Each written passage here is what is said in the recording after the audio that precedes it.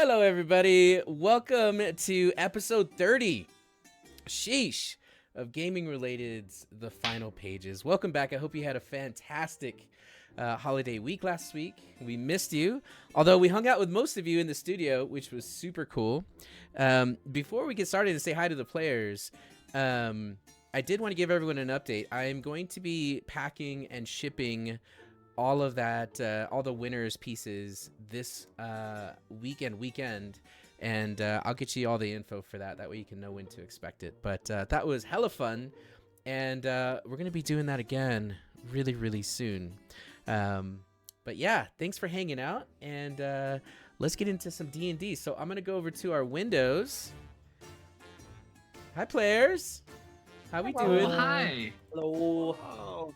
You know what I like the most? I like the most right before we started when Monk was being super cute as he was trying to wrangle us and politely be like, "Shut up, guys! We're about to start! Come on! Get it together!" I'm not stressed, you're stressed. But in a nice Monk way, which was just like quiet seething. It was endearing. And, I thought that would be appropriate to start us off with this, is just calling attention to that. Wow. I saw you. Thank you for that. And it's good feedback. I need to be more direct. I just need to be. I just need to say, "Shut the fuck up," right? And that's. I appreciate that. Exactly. Now we're demonetized. It's. Come on. Oh my gosh, he said. One No, job. don't worry. It's just on God, it YouTube. still It's hurts just to on laugh. YouTube. Oh, It's just on YouTube. We're fine. come Yeah. on. Yeah. So we're not even gonna make money off of Abe. That's Abe, what you're telling me right now. Okay, Abe, if you're not caught up yet, absolutely fuck you. I mean, if you haven't caught up on all the YouTubes so that you can watch the Twitch, wow. If you're in chat and you say something right now, I sincerely apologize and I take it all back. But if Yeah. you're not, yeah. And also, so- he loves you more now because of it. right? we do. Unless you're watching this on YouTube, then I love you less. Babe, I am sorry. Even He's in the less chat. actually than last week when he watched on From YouTube. Abe, It's I am every sorry. week that you watch on YouTube instead of Twitch, default hates you just a little bit more. Oof. That just means you become the end game big bad. That's all. Abe's the end game big bag. Yeah. Now we know. Yeah. So we do have Toxin here, and Toxin is feeling a little bit under the weather, but he is here for the intro, and we're so happy to have him. Aw. And then we'll let him go afterwards, and someone else will be driving his character and his cat. If you love me, let me go. Yeah. Couple Done other things I deal. want to talk about before we get All started. right.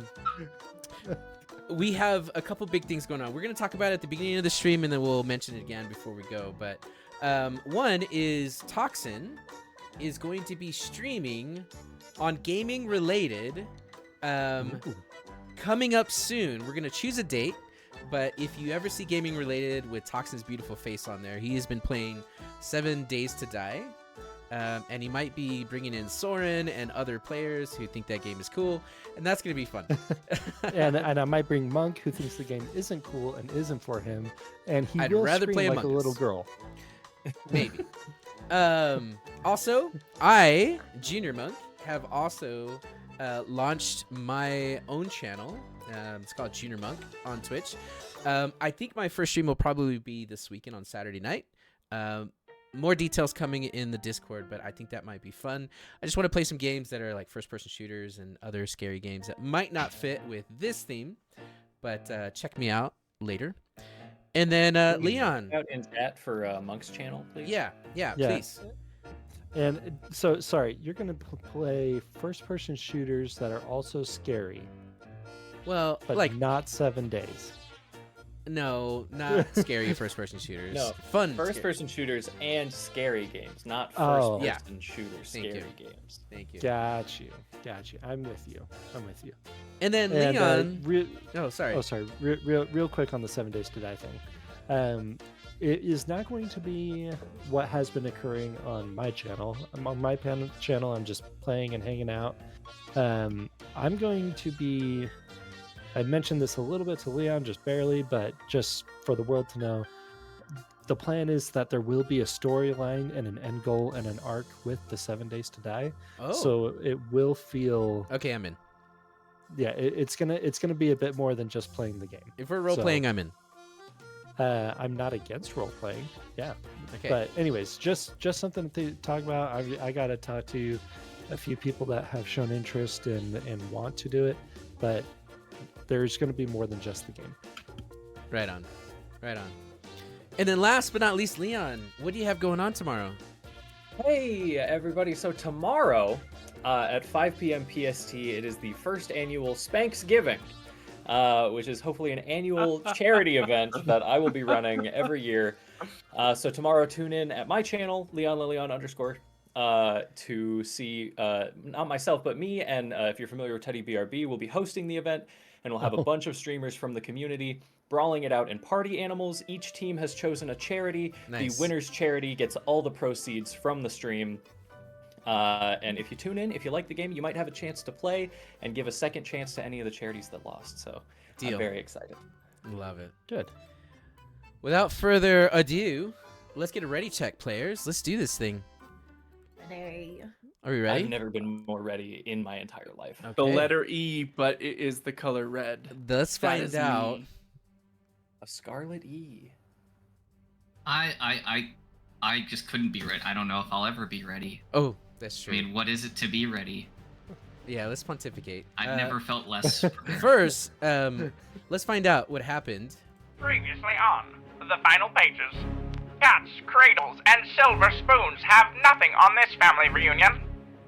A few decades ago, a traveling actor rolled into a small town in the middle of nowhere. He bumped into a secret druid trapped in a loveless marriage, who quietly and valiantly protected her city.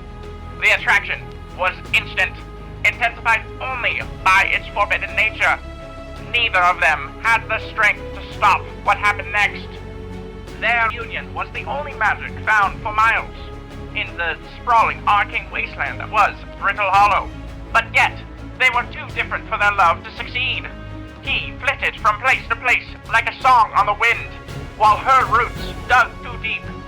Even still, his seed sprouted in her garden, from which a little ham tree grew. But alas, the pain was too much for the bard. He refused to return for more than 15 years, thus never learning of the little ham sandwich that their deli of love had made. After his broken heart had healed, he discovered the fire in his heart had not quenched. Returning, he searched for his long-lost love, and he found it. But it wasn't a super secret and sexy druid spy like he expected. It was a suspiciously tall young dwarf with strikingly similar features. He knew instantly that this was his boy. Knowing he couldn't make up for lost time, but desperately wanting to try, Robin did his best to foster a relationship with his baby bird. Hamish, just like his father, was cursed with wanderlust, like any proud pop would. Our sometimes misguided bard nurtured this desire to be a hero, even going so far as to find him a mentor to teach him in the ways of a ranger. Always watching, and always loving from a distance, all the while having frequent clandestine meetings with Ham's mom, waiting for the day that he could retire from his acting troupe to pursue his true calling of adventuring with his baby boy. Oh, also, Savvy fought with the Eldritch Parasite that gives her powers.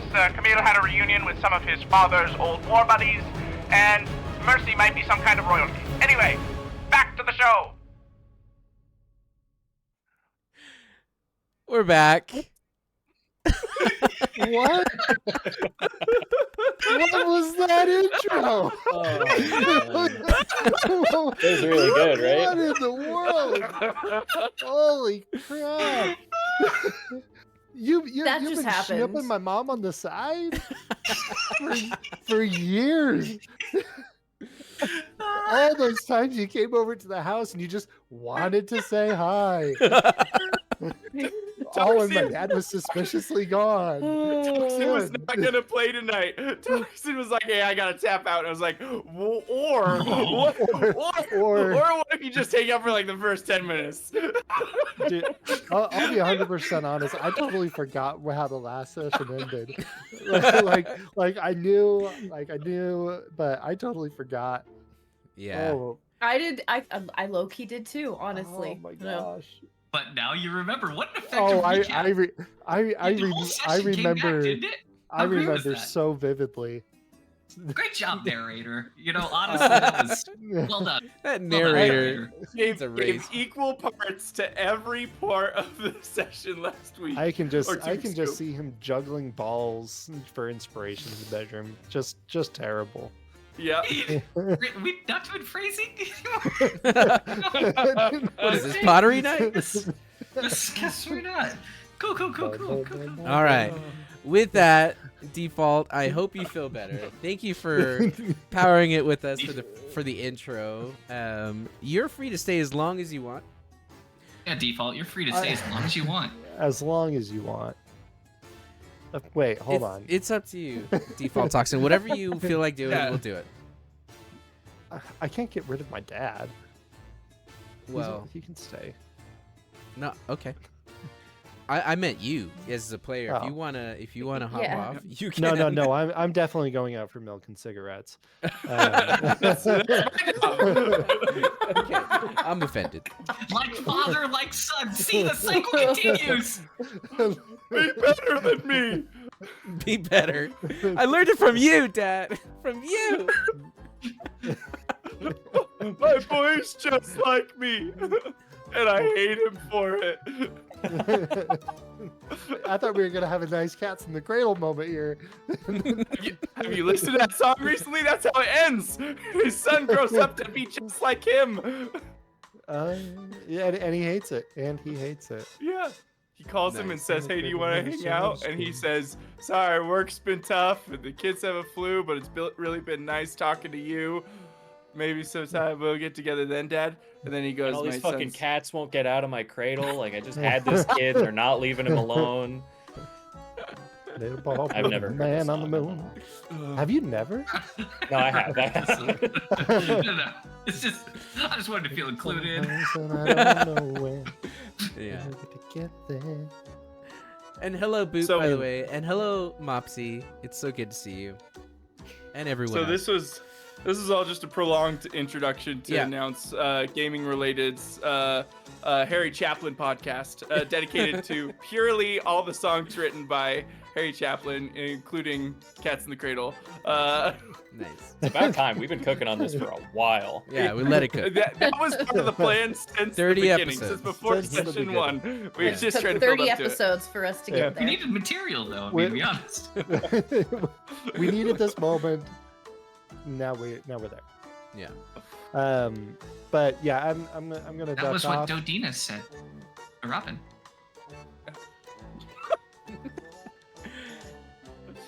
Sorry, what were you saying, Default Toxin? Oh, he's gone. Oh!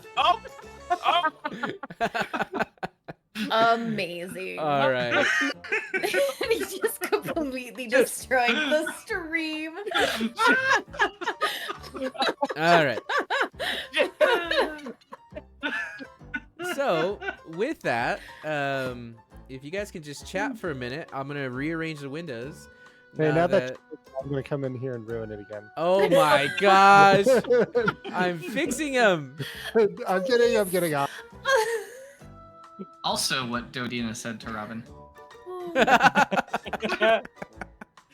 He won't hear that for Which 5 was more so seconds. great, because frankly, she hadn't been able to say that for a long time. So we're happy for her. Oh, Hey! we're very happy for her. We're very happy for her. Mhm. Started from the bottom, now we're here. Yes. It started as a bottom, now we're here. Oh, yeah. Dang. Yep. Oh. So how was your week last week's? I had a great time. Great time. I was recovering, so y'all know how my week was. Yeah. I am so sorry to hear that. That's rough, buddy. Yeah. Getting to spend your Thanksgiving vacation in the hospital's never fun. It was more funny at work yesterday because I was at work and everyone's like, "Why are you here?" And I'm like, "Because I have medical bills. Yeah. I am poor." Thanks, Obama.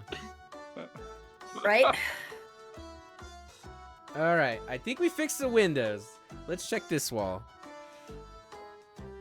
Yeah, look at that. Would you look at that? Would you look at that? Well, would you look at that? We're back. Just look at it. All right. Let's turn off this fun music and turn on the pirate music. Where we last left off, and you heard this at the end of the recap, Camille had just found soldiers that fought alongside him and his father on the beach next to the Eastern Lafayette Kingdom as the orcs from the wretched ass forest came and attacked. We learned that Mercy had an odd childhood, that her father, her biological father, we'll say Robin, kept her young on purpose. Got a great idea for next week's recap. Oh no, Toxin. It turns out every single person is descended from Robin. Hi, Puckwudgie. Hello. Savvy's very confused now. Yeah. Sammy's older than Robin, so Yep, yes. exactly. It's called magic. Yeah. There was just this magic portal, and I thought, what better to do than And whoop. to juggle my balls inside of it? Oh my gosh. Thank you for the rainbow fire. It's beautiful. Also, Bingham, Two Pot Shot Ruger, is the newest crewmate of the Dragonfell ship, as you guys put him to the test with new technology that you learn, which is a boomstick, a handgun, even that he. Oh yeah, I fixed it after I took it apart. Yeah, it's pristine, and you gave it back to him, which I thought was really cool of you. Yeah, we'll see how that goes after I talk to him now. Yeah, I remember the words interrogation, I believe. And then you're like, did I stutter, Monk? And I'm like, oh shit, okay. So yeah, that also happened. We had this really cool roleplay moment where Savvy actually communicated with Mercy about that, which was towards the end.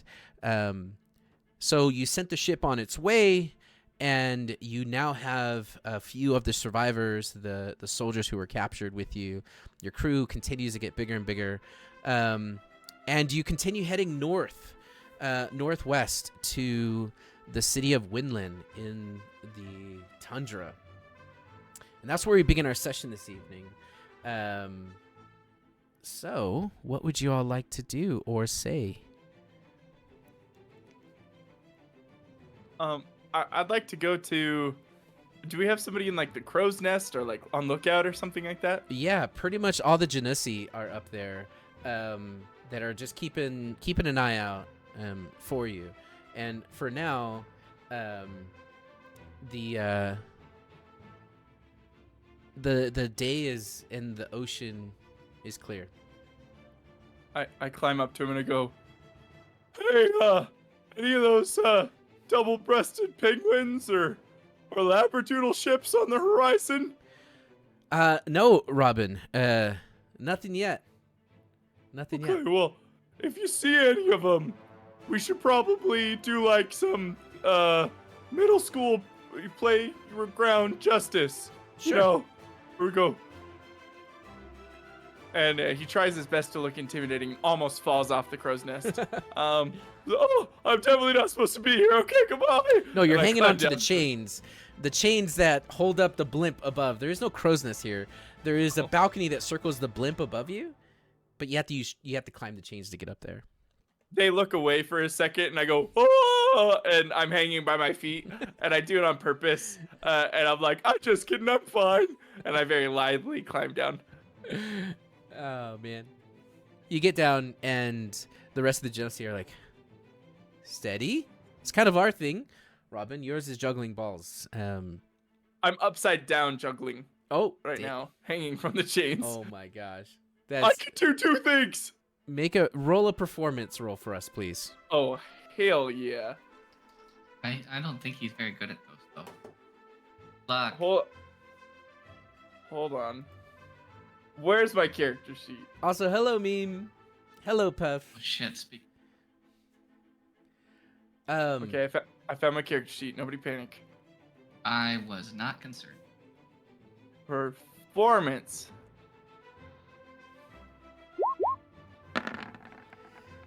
A 19. Okay. Yeah, you do the thing, Robin. And you're not even winded. Like, you make it look like you've been doing this your entire life and you're still in performing shape. Yeah, so, anyway, so I climbed down while juggling. Oh my gosh. That's dangerous. Okay. He knows. Yeah. He knows. What are the rest of you all doing?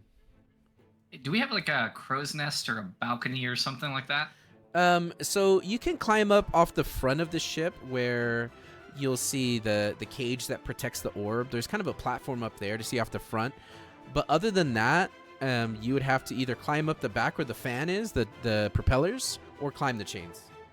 Okay, so we're gonna climb the chains and go up to talk to the watch that's up there. Okay, you go up there and you're talking to the watch, and it's a cool breeze that comes in as you are getting into the northern hemisphere, if you will, and you'll find one of the Genasi up there, and it'll be our friend.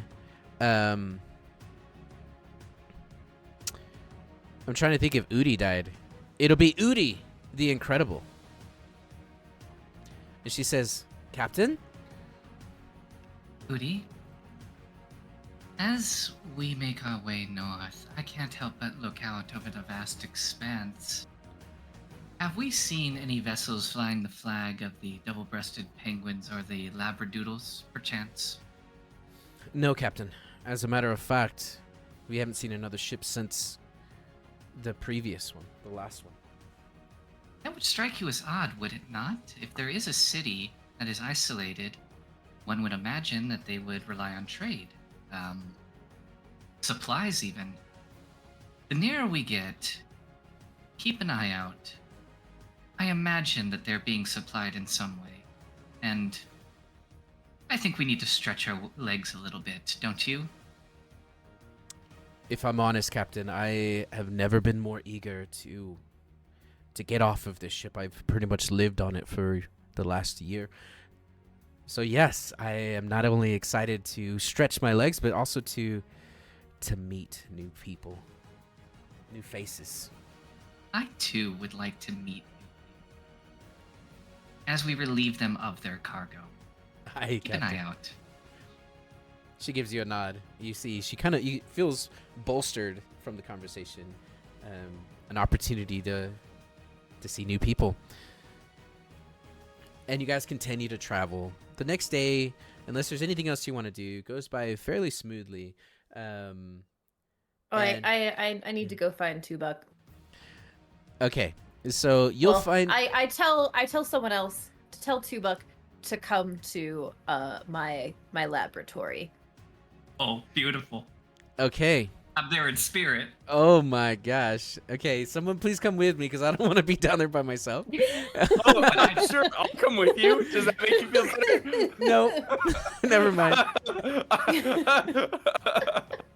Smash that fire, Rosie. Hello, Minnie. No worries. Hi, Bodo. Okay, so Bingham, two-pot shot Ruger, knocks on the door and says, "Milady, you summoned me?" Yes, come in. He crosses the border of the room and steps in there. Yeah, right? What can I do for you? Please close the door. He reaches for the door with his left hand, he pushes it behind him, and with his butt, he pushes the door closed. I have questions. Yeah. Serious questions. Uh, But the first thing is, don't ever call me my lady again. well, what do you prefer? It's Mercy. Just Mercy. As you wish, Mercy. You can call me Bingham.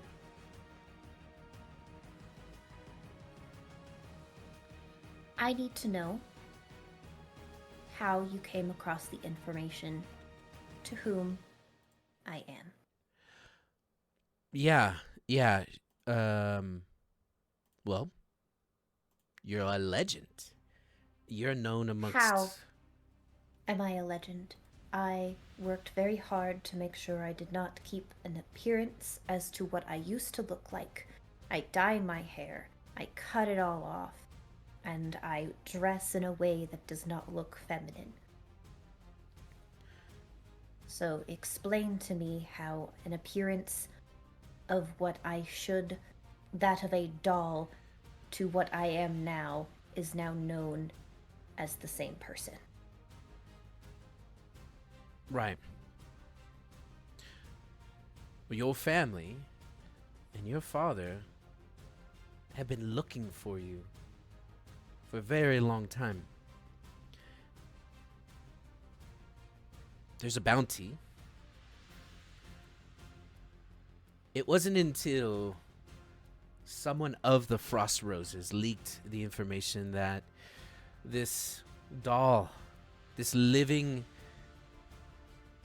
doll, was not only alive and well, but has been finagling with the guilds. Who? Who in the Frost Roses? I need a name. Well, seeing as you and I are going to be good friends, hopefully. That depends on if you give me a name. Because I will get it one way or another. He nods. Make an intimidation roll. And you'll have advantage as he is in the room alone with you. Good night, Toxin. Feel better, dude. Vintage. Oh boy. Let's see how this goes. Okay. Yeah, that's about as well. He's going to say, now, Mercy, being a member of the Frostwasses, you know better than I do that snitches get stitches. Exactly. So I can tell you it was someone you know, but I can't tell you who.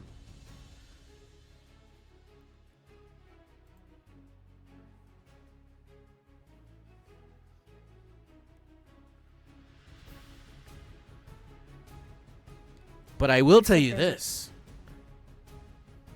I mean, seeing the power that you have in the group that you're hanging out with now, I mean, the Frost Roses have only gotten stronger with you with them. I'm sure if you need help eliminating or taking care of this crier, I'm here to help.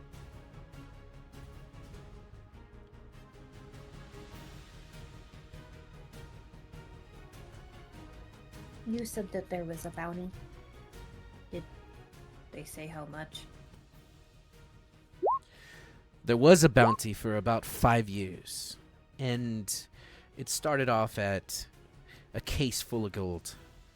Then it became 5 cases. And now it's gone up to even a whole abode. Imagine finding you and having your own place to stay within the city.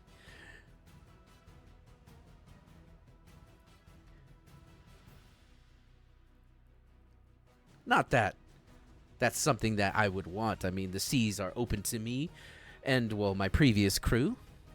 But, you know, if I ever wanted to settle down, it would be nice to have a house. But I gotta tell you, Mercy, seeing you in person, it's an honor. Big fan. I'm a big fan. I'm confused now. How is it an honor to meet me? have tried to be no one. You're like a golden stag. You just don't. There's only one out there. There's only one of you, and you're a pirate. The apple could not have fallen farther from the tree. If your dad could see you now. The hope is he never will. Thank you for your information and cooperation. Mercy, your word is safe with me. Whatever happens on this ship and behind closed doors, that's between us. I want you to know that the code that I follow is the same for you.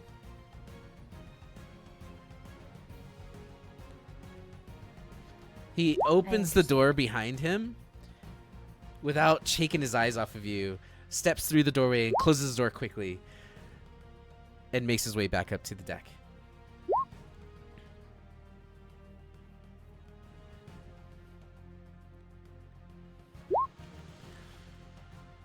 What are the rest of you all doing? Robin is bonding with his son. And as his son, I think that Hamish is really reveling in this opportunity to get to know his father. He's had so many questions. Father, why am I the way I am? It's very simple. It's very simple. We conceived you in some very creative positions. And that's not good I listen for. with rapt attention. That's not good for the development of a young dwarf like yourself. We're doing this while we're playing catch. Catch. Yeah. But it's juggling catch. Yeah, I'm doing I teach him how to two-person juggle. I'm doing terribly at first. It's okay, bud. And I get down on a knee and I put my hand on his shoulder. Why do we drop the balls, Master Wayne? Toxin. Hamish. Because we're bad at juggling. It's because you're really bad at juggling, bud. Like the worst I've ever seen. Hold on. Yeah. Hold on. He's going to make a performance check. Yeah, I can do that. I did it. Oh, if you can control him, great. I did it for now, but he rolled a 16. Yeah, it's pretty decent. Is it? Mm. Is it pretty decent? Well, if you give him disadvantage. I give him disadvantage. Oh my gosh. Well, okay. Roll again. Will you roll for us? I mean, because in theory, right? Like, he didn't have advantage before, so he already rolled twice, right? Yeah. Like, Yeah, so 15 would be the would have been a disadvantage. 15. Everyone, Boop paid for us to take a drink, so take a drink of your favorite beverage. Thank you, Boop. Actually, no. It's No. Puff redeemed a roll for DM. That was a 3. That was the next DM roll.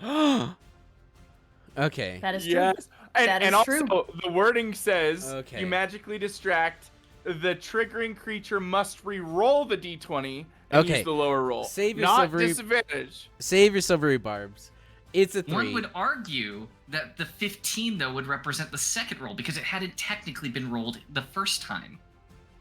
Okay. You can play semantics. No, I'll it's play. fine. I missed it. Boop or Puff rolled early, so yes. He can't figure it out. Also He purple drops fire. the balls. I get advantage. So I just want to see what my roll would be. Okay. A 23. You're just really bad at it, son. It's okay. One day you'll be as good as me. I sure hope so. It's gonna take a long time. It's good that you live a lot longer than humans too, because you're gonna need it every second. But I still love you. And it's just more heartwarming interactions like that, just in Quality. sequence. This is the kind of quality parenthood advice you seek from gaming related. Yes. Somebody else has an impactful role-playing scene, and then there's a piggyback ride as Robin runs by on Ham's back. Okay. Got strong legs. There's hide and seek that happens. He can jump with Robin on his back. Okay, Uh, Camille. Before it gets change too dark, subject. yeah. Camille, Louisa Finnegan is gonna come up to you, and after some rest, she's gonna kind of pull you up to the deck against the railing, and just kind of looking over the ocean. She says, "Camille, can I ask you a couple questions? Would that be okay?" Suppose it would depend on the nature, but I've no reason to deny it for now. Well, I've been overhearing some chat and, well, scoping out the crew, which is quite eccentric, to say the least. Yeah. You'll pardon my directness, but are you a pirate? Is this what you're doing now since the war? Ransacking, taking over the seas? What is this? In the distance, you Let's- hear Robin call out, "Come on, Hamish! How do you think you're gonna be good at ransacking the seas? You can do it, bud!" Let's be very precise with our verbiage, Louisa. I don't think ransacking necessarily is the right verbiage. Ignore him off over yonder. It's hard to, but I'll do it. You get used to it.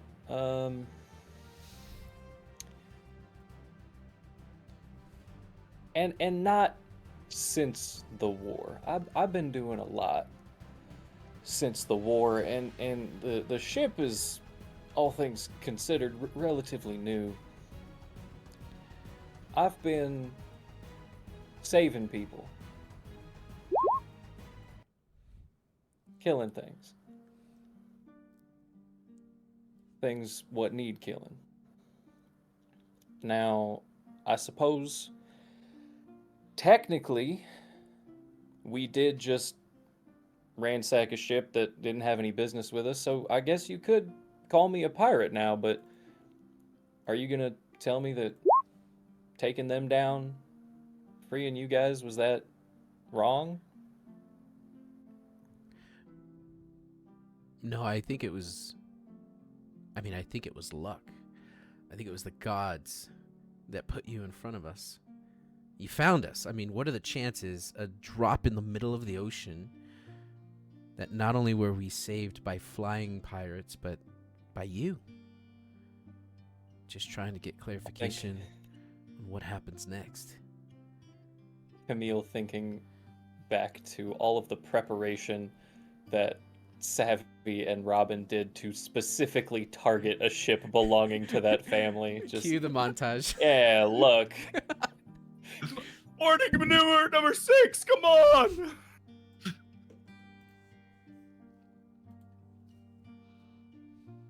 If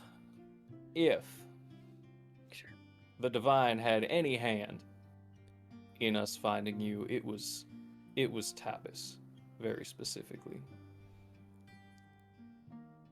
Tabas of Something I've come to entropy. learn. That would be the one. Something I've come to learn these last few months is ain't exactly a lot of divine forces in mortality's corner these days.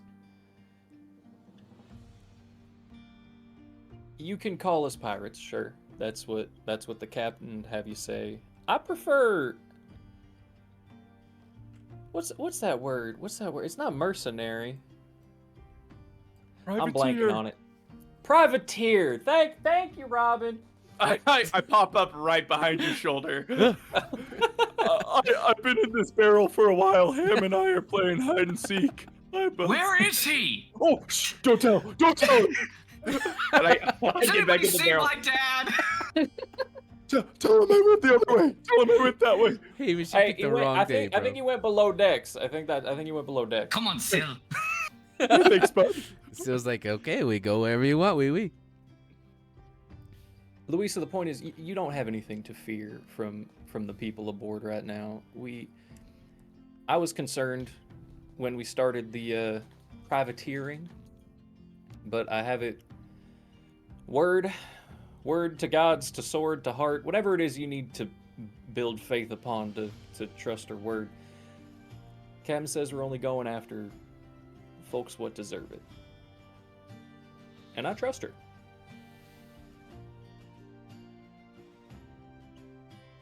You look just like him. She puts her hand on your shoulder, gives it a squeeze, and make an insight check.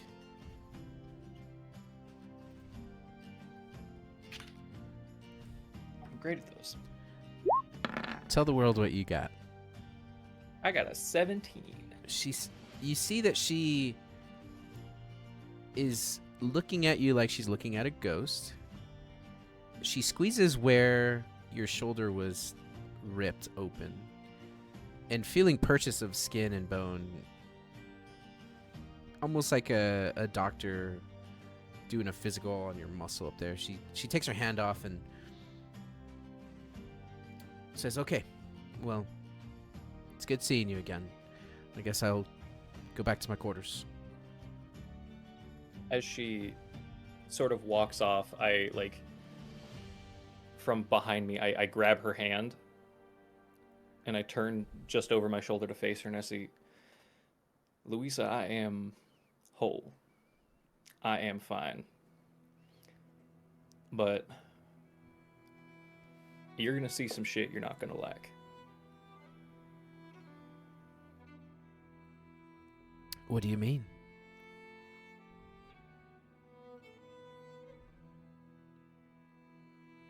Damn, you knew couldn't have got you off that boat. I just ask for the same trust in me that I'm putting in the captain that you had in my dad. That's a lot to ask for, but I think we've done okay towards earning it so far. Sound good? She looks at your tabard. Yeah, my word. I can give you that. I've seen some shit in the last few months. It couldn't be that much worse. As she walks off, go ask Robin about the good rations. I pop out of the barrel and I put my arm kind of on the edge and I lean. Well, what are we talking about? Good rations? You want some Dream Machine? Some Code Red? What do you want? I just meant like the actual like the seasoned meats, not the I actually meant the good rations, not the. Oh. I mean, Luisa, unless you partake, I mean. We don't sell drugs and do murder. No, it's okay. I mean, I'll ask the rest of the crew, but no thanks. We have yet to sell the drugs, so technically that is true. We've just stockpiled for a bit. She walks away, and Robin, you're going to feel a tickle behind your calf in the barrel. I look down. Boop! Get out of there! Poop's like, you're telling me the Dream Machine is free? As The Boop first one's free. hit me. Now wipe off your mouth and come on up. No. No. No. No. Moving on. Next scene. Night. Then morning. The day goes by. Hey, do we have a crow's nest? You don't have a crow's nest, but you have places to vantage. Like you have that banister across the top. Okay, so I climb the chains. Okay, well, let me tell you what happens before you climb the chains. Oh, It's early in the morning, and you awake to the sounds and smells of battle. The cannons off in the distance are going off in great succession. Boof, boof. You hear them making purchase. You also are going to catch a great deal of smoke coming up off of above the ship in front of you from a plume from below. And then you're going to hear a call from your crew aboard the ship as they are going to yell, "Captain, crew, we got something." And this is probably 5:30 in the morning. The sun is just peeking above the horizon line. So to be clear, this is happening in the distance, or this is happening right below? This is happening in the contradicting distance. thoughts. In the distance. Okay. Good. Savvy, that influences Savvy's demeanor. I was going to be very cross. It's been 2 days, right? Yeah, it's been 2 Yes. days. Cool. I need to roll dice. Oceans. Nice. Potions. I also need to roll dice, but for a different reason. Dirty Rollers. Hello I and welcome. don't need to roll dice, Okay. but I'm going to. I don't like feeling left out, so I'm also gonna roll dice. Yeah, I mean, guys, if you want to roll dice, then roll dice. It's cool. I'll roll it in Twitch. You got a 12 and a 7. Okay. I rolled a 69. Yeah. Oh Nice. my gosh. Yeah. You got a 10,297. Oh, well that done. misses. Whoa! Whoa! That was the best HP roll I have ever seen. I'm saying. Okay, but roll again because I'm giving you advantage. Okay, hang on. You actually Takes a need second to generate. 10,300 is what you needed. Let's go! Oh, look Hey! at that! We succeeded. Just Holy barely. crap! 10,366. I'll ship you your pottery too. All right. So she's gonna It'll say be in one piece this time. that's a ton of dice. It is a butt ton of dice. I've seen it. So,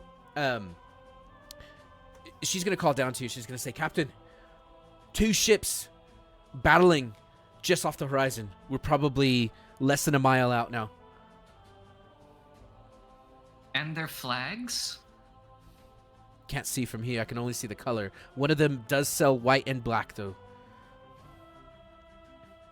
We investigate. You're gonna hear her start to wake up the rest of the crew as all of you are jostled at the just frenzy that is now happening on the Dragonfell ship. As you're approaching, you're going to see that the colors on one of the ships, and this ship is bigger than the previous ship that you ran into, and also this is a ship that this is a ship that has 3 sets of sails, or 3 masts, one in the front, one in the middle, one in the back. It has a huge not a ballista, but like a long pole, a ramming pole, a shaft, if you will, jetting out of the front of it. And you can see that there are ropes that are currently being swung from ship to ship as these 2 groups of people, these 2 crews, are fighting against each other. As you approach, make a perception check. All of us? Everybody? Whoever wants to.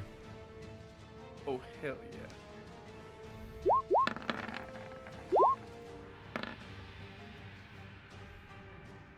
Well, Hamish is gonna take his angst and focus it into his special eyes. Leon, I don't know why you rolled again. You already rolled your perception check. That's so silly. I forgot. I'm sorry. Yeah. My bad. I got 12. Okay. 10,366? What do we get with that? you You see get- space and time. you see how the story ends. Okay, so The final page. you see the final page. That's what you see. Yes. You are going to see that there is on one of them what looks to be no, just neutral flags. You see that it looks like a rook, like a chess piece rook, on a tan flag, and that is the older looking ship further away from you to the northwest. Closer to you, you see that there is a slightly larger ship that is waving a flag that has skull and crossbones, but rather than a skull, you see that there is a flying fish, a fish with wings on it. And if you want to make history checks, those of you who have ever hung out on the seas, you are welcome to. I step forward and go, I know these flags. That's the chess nerds, and that's the cramped sardines. I would recognize them anywhere. If you could roll a 15, Robin, we'll make that canon. And what if you've hung out near the seas? You said You'll like have history check? disadvantage. But like near the. Okay. You'll have disadvantage. History, You 15. said it. History? Yeah. All right. Yeah. No, you're wrong. Oh, wait. No, sorry. That was I Camille. got a 0. I will also Roll roll a d20. disadvantage. Roll a history check. Robin. Whoa, 15. Hold on. You said if I could roll a 15. You did not say. Play back the tapes. I somehow rolled a 14. Nice. Nice. Damn it, Die. Robin. There are no consequences. Natural 20. You really are good at this game. I'm never going to die. I'm gonna live forever. Oh my Well, no, gosh. you're gonna roll natural 20s on all of this stuff, and then when you're finally unconscious, you're gonna roll 1s on your death saves. I'm okay with that. That's how I prefer it. You're Wow. pretty bad. All right. Okay, what are the Yes. what's the name of the tan? The tan with the fish With the or rook. The tan with the rook. That's the chess nerds. Oh, that's why. Okay, and then the other one? The other one is the cramped sardines. Okay, can you start making art for these two? I'm on it. I'm on it. Thanks. Okay, so Hey, Monk, can we just know, like, just for the sake of it, can we just know what they were gonna be called? Yes, please. no, that's gone in the Aw. annals of history. Aw. It's been lost like the scrolls. Dang it. So, That was on the last page. We're not I on just that want- page no more. I just want one enemy I don't feel like laughing at. okay. Well, there is the It's all- enemy within. That's true. That's true. Oh. What's the chess nerd's favorite snack? Right the jail. Okay, Robin. You know that it's the chess nerds versus the cramped sardines that are currently at battle. You'll know that the chess nerds are a crew of Kenku, which is a bird person. It looks like a humanoid crow. You know that they are pirates, but as far as like they follow the pirate code. They're not nobility a-holes like the penguins and the labradoodles are. The others though, the cramped sardines, that crew is quite the opposite. That crew probably is making their way to the same place that you guys are, Windland. But they're in the same group as the labradoodles. Now, with that information, I'm gonna zoom out so that everyone can see this map. But what you're gonna notice is that they are currently fighting each other. You're gonna see that there is at least a dozen dead bodies in the water. You'll see that there is a shark just beneath the surface, swimming around those dead bodies. just pulling blood. You see the thrashing every now and then as it grabs one of their corpses and begins to eat. You see that the ships are so close to each other that you can swing across in a very cool fashion. You see that there are currently fighting sword to sword. And then you're going to see a fireball that is going to be cast from this ship to this ship. And as it flies, it explodes, knocking people back and into the water. You're going to see the ropes begin to ignite as you see people just screaming as someone either fired a fireball or just cast magic as the fight continues. What are you all doing?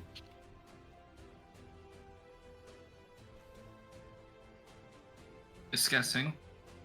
I call and I go, oh, Captain Dragonfell, might I suggest boarding maneuver number 3? That could be fun. We should keep them immobile. We do not wish our prophets to go beneath the water. Oh, well, if the prophets are below deck, they probably won't go beneath the water. But we'll flip the ship We right are upside trying down. to sink this ship. Hi, Sleepy. Thanks for the Do lip. you think it would sink the ship? If we aim them right. At this height, yeah. At least the smaller one, it would definitely sink. And the smaller one's the chess nerds. Yes, that's right. That's the cramped sardines that we're trying to take, right? And the cramped Is there the sardines one- are the ones that A piece of shit. someone cast a fireball from the cramped sardines. But from what Robin was able to learn or recall, they were the antagonistic force. And again, maybe not in this instance, but of the two, they're more likened to our Labradoodle friends. That's correct, yes. And they are the ship closest to you. So the bigger Boarding one. party 3, but or perhaps boarding maneuver 3, but we take their masts. Oh. Okay. So we aim for the mast rather than the starboard side.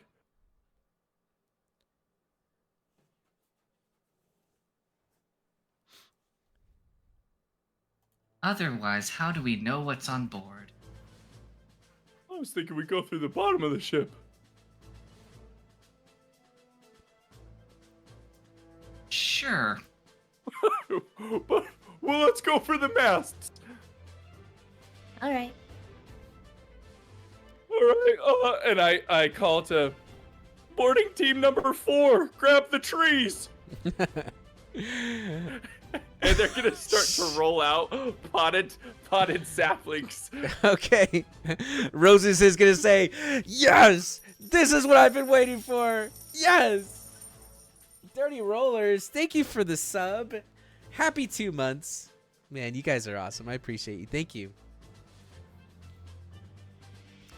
Okay. Rosie Sid's going to say, okay, Robin, I got the tree. Now what? What are we doing? Oh, okay. Yeah, just line them up there and on the captain's command. He drops Well, a tree into the water. Oh, shit. No.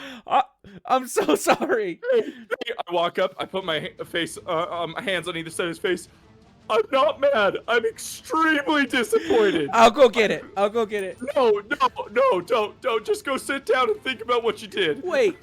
Lady Mistella, thank you for the sub. Happy 2 months. Guys, thanks for the biddies. I'm so sorry, Robin. No, listen. Yeah, I just know go what think about it. I know what No. number 3 is. I know what number 3 is. Oh. But I don't know that you know that I know that you know. I just need you not to be here right now. Just go sit down. He sulks away. He sulks. He walks away. The rest of them are grabbing the trees, setting them up into place, and getting ready for the whatever is about to happen. Leon, thanks for the sub, guy. You're awesome. And then you can see that the fighting continues. And then you are going to see that there is another spell cast, and I need you to make Arcana checks. Those of you who know magics.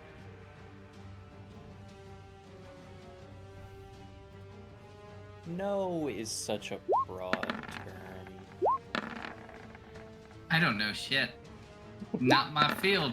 Not my parasite. I know more than Mercy! You do. Yeah. Yeah. You are going to see an ice storm coming from the cramped sardines onto the chestnuts, very close to where the fireball landed, and it's coming from the same person. It's coming from this person right here. You can see it's a hairy fella, but you can't quite make out what race or anything like that. But nevertheless, that person is casting magic and just causing absolute chaos. You hear the cracking of wood as it lights on fire, and then you see people frozen in place. The ship continues to get closer and closer. What are you guys doing? I look over and go. I look up to everyone. Never seen that spell before in my life. All right, on the captain's mark. And I say, Mercy, you ready? We're trying to position our ship directly kind of up above theirs, but off to the side, just a little bit. Okay, so here's what I'm Above going to do.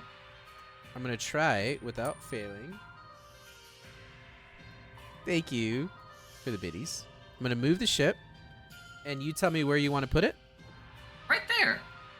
Okay, and you want Right to there. angle it? Yes, Okay. parallel to them, but Okay. high.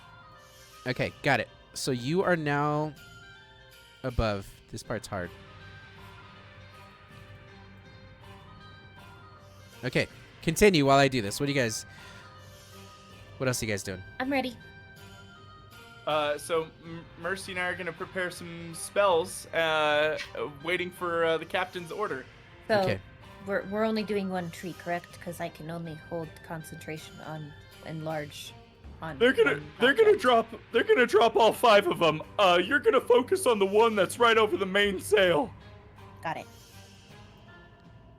and we want to And- be hovered about 100 feet above. Okay. Let me just double check that. We can be as high as 150 feet. 100's fine. 100 works. 100 works? Okay. Yeah, so that's basically those are the orders that are going on. We're maneuvering the ship. I am curious on what the attitude seems to be, as it is morning time as you've described, and Yeah. it's a big old ship.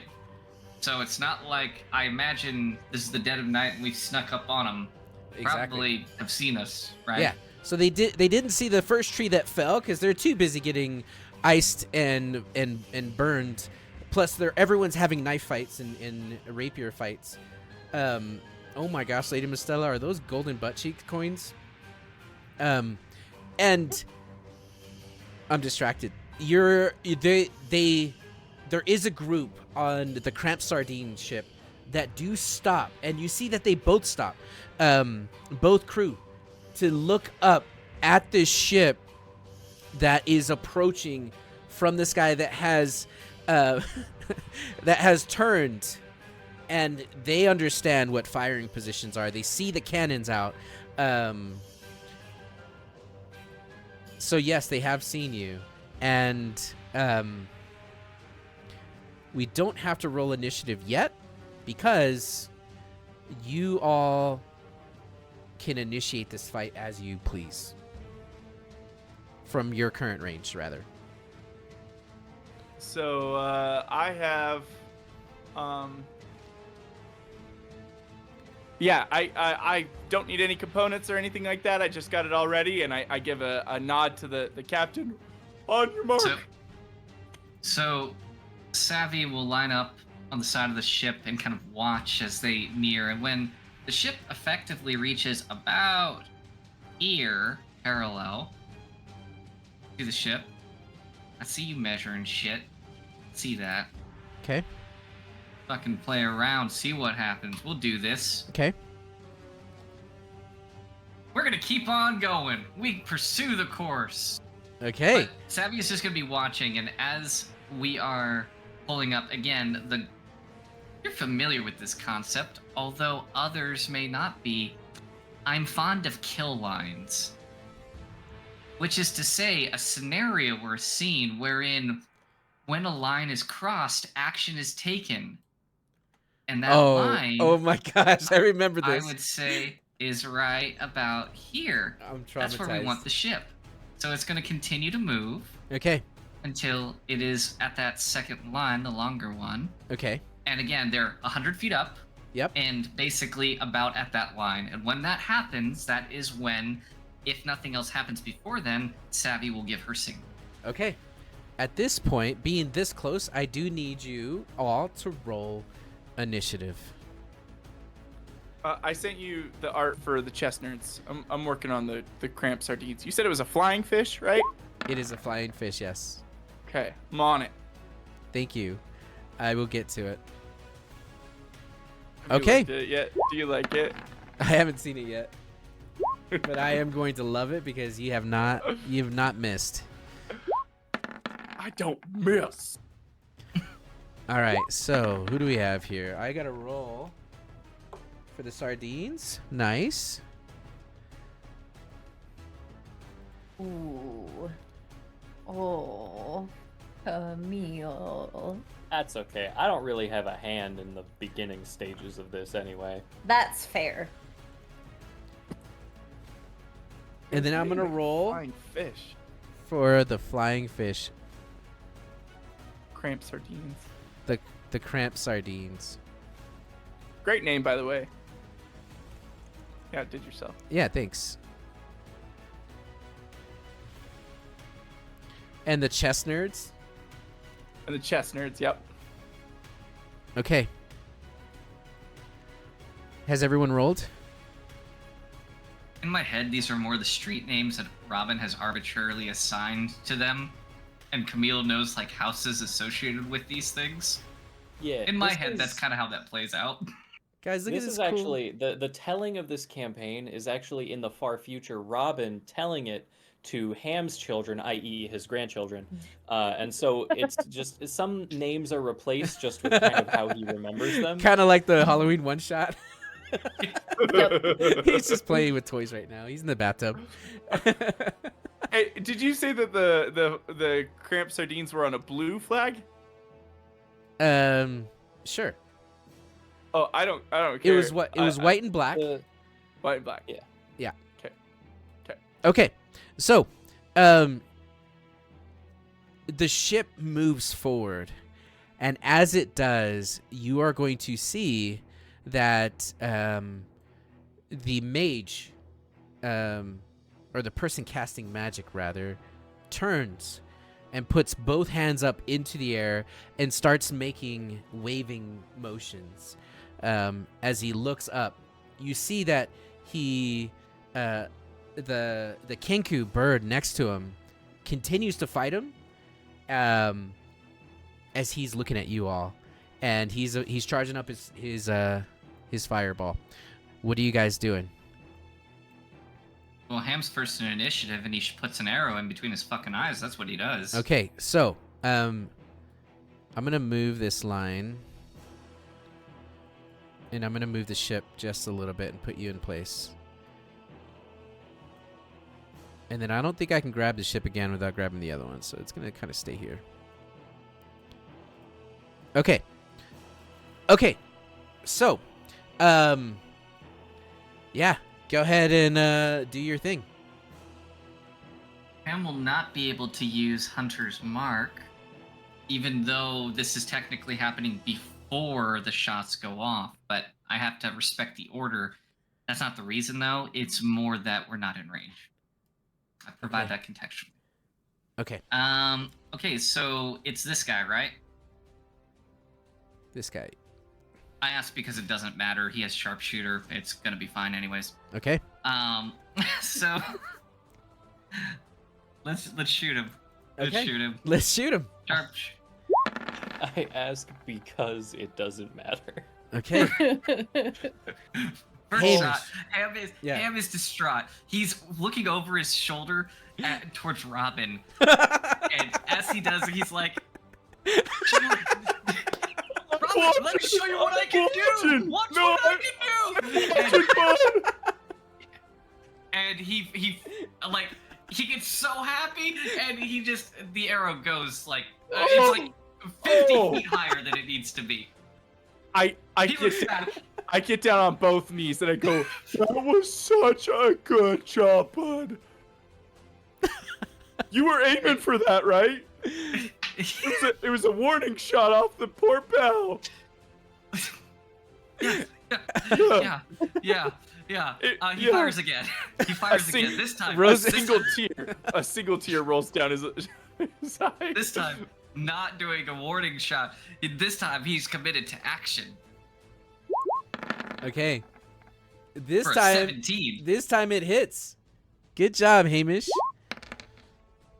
18 damage. Piercing. 18 piercing. Okay, I love it. The arrow this time is a direct line. There is no arc to it. As Hamish pulls with all of his dwarven might, and it hits the person right in the leg as he screams out in pain. Anything else from Hamish? So we're 100 feet up. Uh-huh. How tall are the masts on this 35. ship? Okay. So math That's all that. then. I'm is the good. difference. Pythagorean's theorem. Yep. Okay, now it says it's Hamish's turn again. Is that a mistake? It does not. It says it's Mercy's turn. My turn. Hold on. It showed you as Hamish. I just deleted it. Okay, on my screen I showed 2 Hamishes, but it's gone now. Okay, Mercy, what are you doing? I am gonna go over to the edge where I can see the mast. That way. And I'm going to hold my action to cast Enlarge on the log that is The tree, you thrown, mean? Right. Yeah, the tree. Yeah. Yeah. Okay. So I'm holding my action until I see that the trees are in the air, plummeting towards the boat beneath us. Okay. I'm going to refresh my page. Bear with me. Because my... Perfect timing, because I just finished the other flag. My my Roll20 is acting up. It shows you on there 3 times now. I think that's really more of a manifestation of the people's desire. Or maybe more it's mercy. because I didn't... No mercy or all mercy? More mercy. More mercy. Did you And, roll a you know, 12 for initiative? I did. I rolled a 12.14. Sinan is up here. Savvy, what'd you roll? 39. Okay. We'll just get rid of the 11 then. Captain 1D. Yeah, I never got rid of the previous initiative. Mine was a I'm just legitimate 11. Robin, what did you roll? I am literally just watching as they're all just disappearing. Yeah. I rolled a 7.14. Okay. And then it shows the sardines with a 0. They had a 5. I had an 11. Okay, well now you have a 12. Okay. Well, I Really? think 'Cause I fixed it. We're not on there no more. I was gonna say I'm not on the initiative anymore. You Tell you what, I'm deleted me. No, it's fine. I'm You're gonna gonna roll again. No, it's fine. I'll tell you where you are. It's Mercy's turn. Oh, okay. I'm holding my turn. Okay, then it's Savvy's turn. Well, I'm holding my action. Yeah. To cast Enlarge. Okay. Once it's been called out that we're doing the thing. Yeah. Okay. In that case, it's Savvy's turn. Savvy, I mean, you said that previously one of the ship's actions can be to basically pull ahead or whatever it was called. Yeah. I'm moving the ship. Oh That's shit. what I'm doing. Okay, where are you moving Because, well, I figure that Mr. Spellman is being a little bit of a douche. So what I would like to do is I would like to cant the ship ever so slightly. it? For those who present our don't know giant- what cant is, what is cant?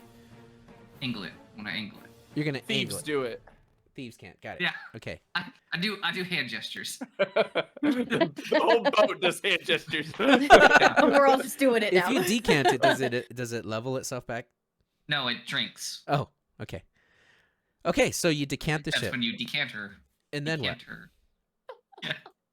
Yeah. Go. No. So here's what we're doing. We're moving the ship into position with my action, as well as angling it ever so slightly. I mean, we're talking. Okay, it's not ever so slightly. It's dramatic, but not enough to like cause distress. Yeah. Basically, what I'm trying to do is, you know, those giant steel plates that we have lining our ship, Yeah. the fireproof ones, those Yeah. ones. Yeah. Yeah. I'm Mhm, trying to angle those directly towards the ship. Now, I don't want to do this at like a 45-degree angle or anything like that, but something like a 15-degree, 20-degree Yeah. angler. So the goal being to basically obstruct his vision so that his line of sight is essentially the broadside of our armor plating. That's what I'm going for. Okay. I love that. Anyway, the move of the ship, though, is what I'm really going for to draw it closer, because since you kind of kicked this off before we were in position, given the movement of our ship, that would allow me to put us in position. Got it. At which point in time, I would then give the signal to push the plants Okay. with an arm. Okay. Got it. Okay, that all happens. Anything else? At which point, it becomes Robin's turn and Mercy's turn. Robin's turn and Mercy's turn are up. All right, let's. Let's do it. Who's going first? So, Technically, Mercy. Mercy, describe what your enlarge looks like on this maybe centermost tree, It, and then it I'll describe what increases- happens afterwards. It increases a whole size. So, I so I don't guess understand. I guess It's- twice. I guess It twice gets as double. big. It gets twice as big. So then there's So five. There was what- initially if 6 it's trees. a large, yeah. Oh, sorry. Go ahead, Mercy.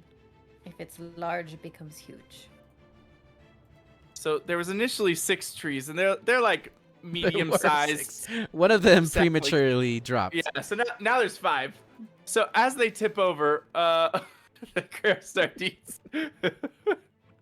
You guys like my flag? That's pretty great. Yeah. I agree. I I didn't. very much agree, Leon. I'm pretty sure that that's exactly what's happening here. I- Like, I, he's just sitting there fucking doodling on the kitchen table, trying to come up with, like, I think it looks something like this.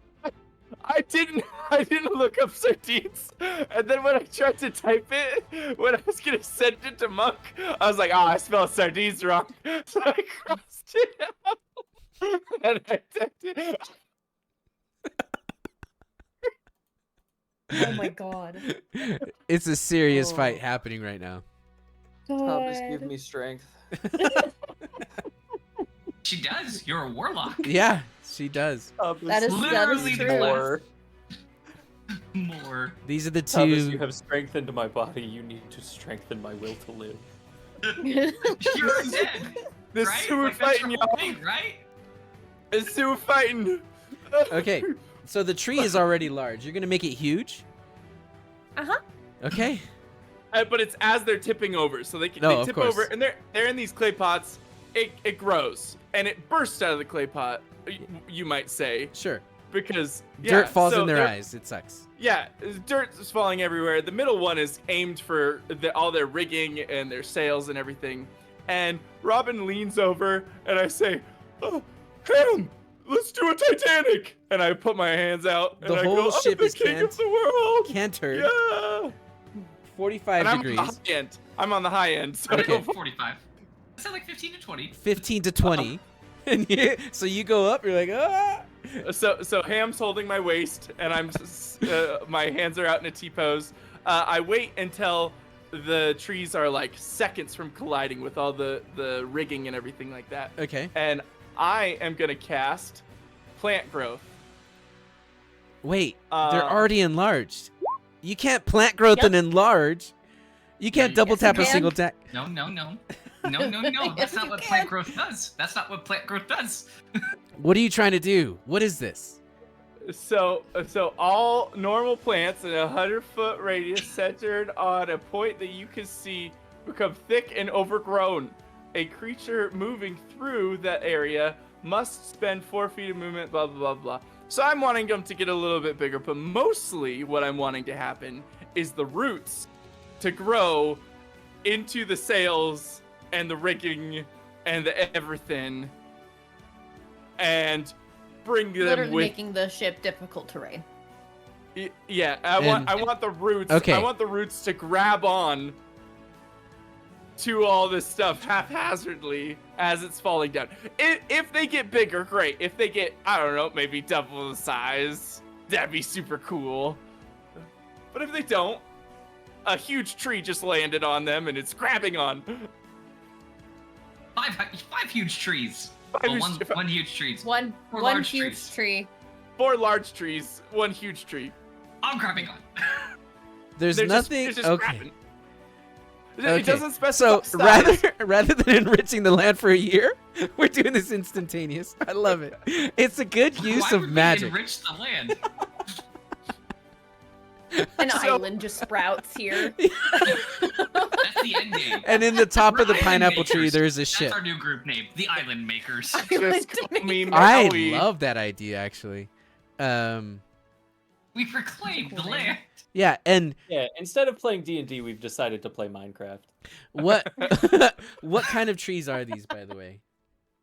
Good ones. They're ass trees. Okay, their asses They're just from got bigger They're from the ass forest. Yep. because I mean that's the fruit that they yield is ass fruit. It is peaches. Okay, well they're yeah. Well, the peaches are basketball size now. Okay, it happens as they start to They tip got that and they dump start to truck. fall. These dump truck peach trees They thick though. get large, and then They're one of little them gets babies. you. Girl, they're juicy. Oh my gosh. Okay, will you draw on the map where they land? Yeah. Let me just get my peach-colored pencil. Oh my Could somebody gosh. clip Monk saying these dump truck peach trees? I don't know why that brought me so much joy. Okay. Man, I'd call what this is happening? Peach. Oh. Okay. So they're gonna hit right about here. Wait for it. Okay, that's one half of the peach. I get it. Okay, wow. Well done. Well done. Right there. Okay. That's the biggin. Okay. And then you probably could we'll you probably we'll copy probably paste that just- and scale it. Okay. We'll probably just have a small one Oh, you're just gonna Right, draw each right. one. Okay. right here. And then we'll have a couple hit this one. While he's drawing that, Monk, out of Yeah. curiosity, having had time to process this since it's their turn next, how does the impact of these giant trees impact the ship?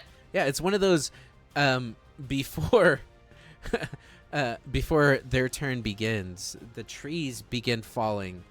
The first thing you're going to notice is the creature that was casting puts his hands down and just looks up, and it's like that one meme of the goblin guy, the guy who plays the goblin is just staring up at the camera with this Just about to send that. bewildered face of what in the world.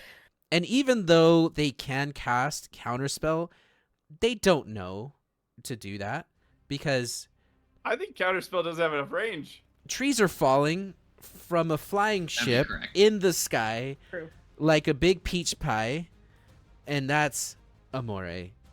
And then the trees land and they bring all of the center mast down, just crashing on top of everybody.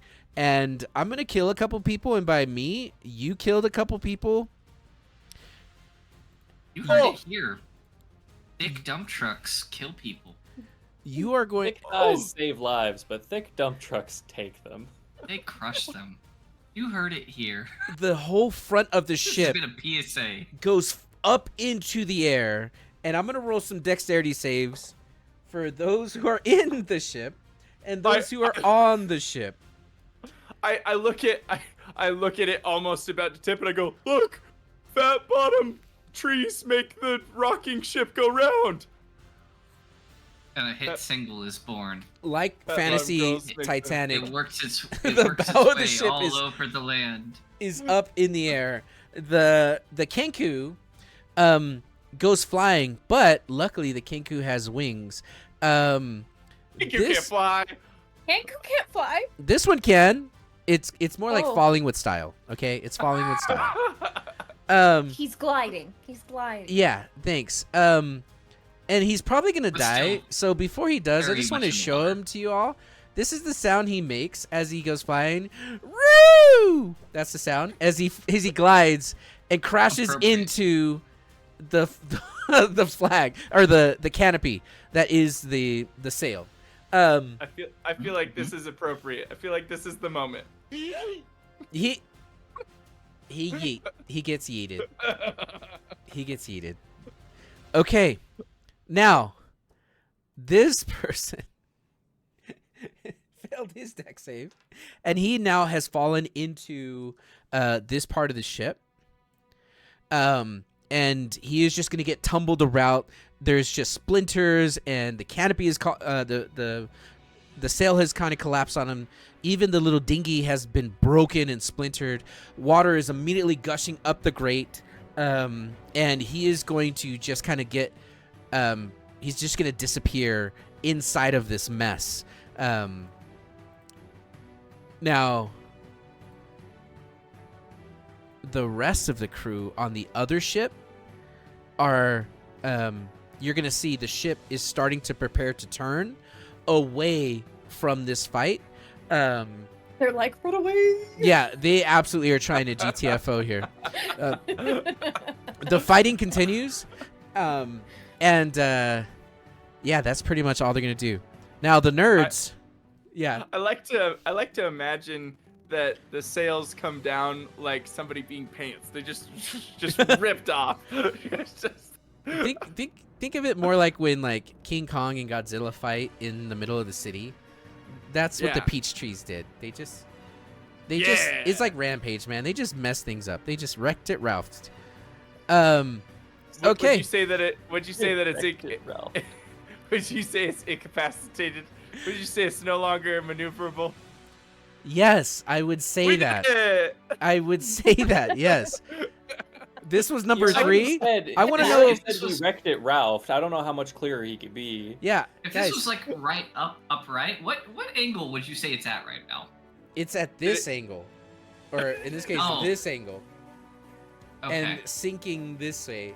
Ah, Titanic style. Yeah, that's fantasy Titanic. Like the Titanic. Sorry, Leo. In and- seeing it begin to sink, Savvy is gonna look back at Robin with a I fucking told you so look on her face. You're muted, Robin.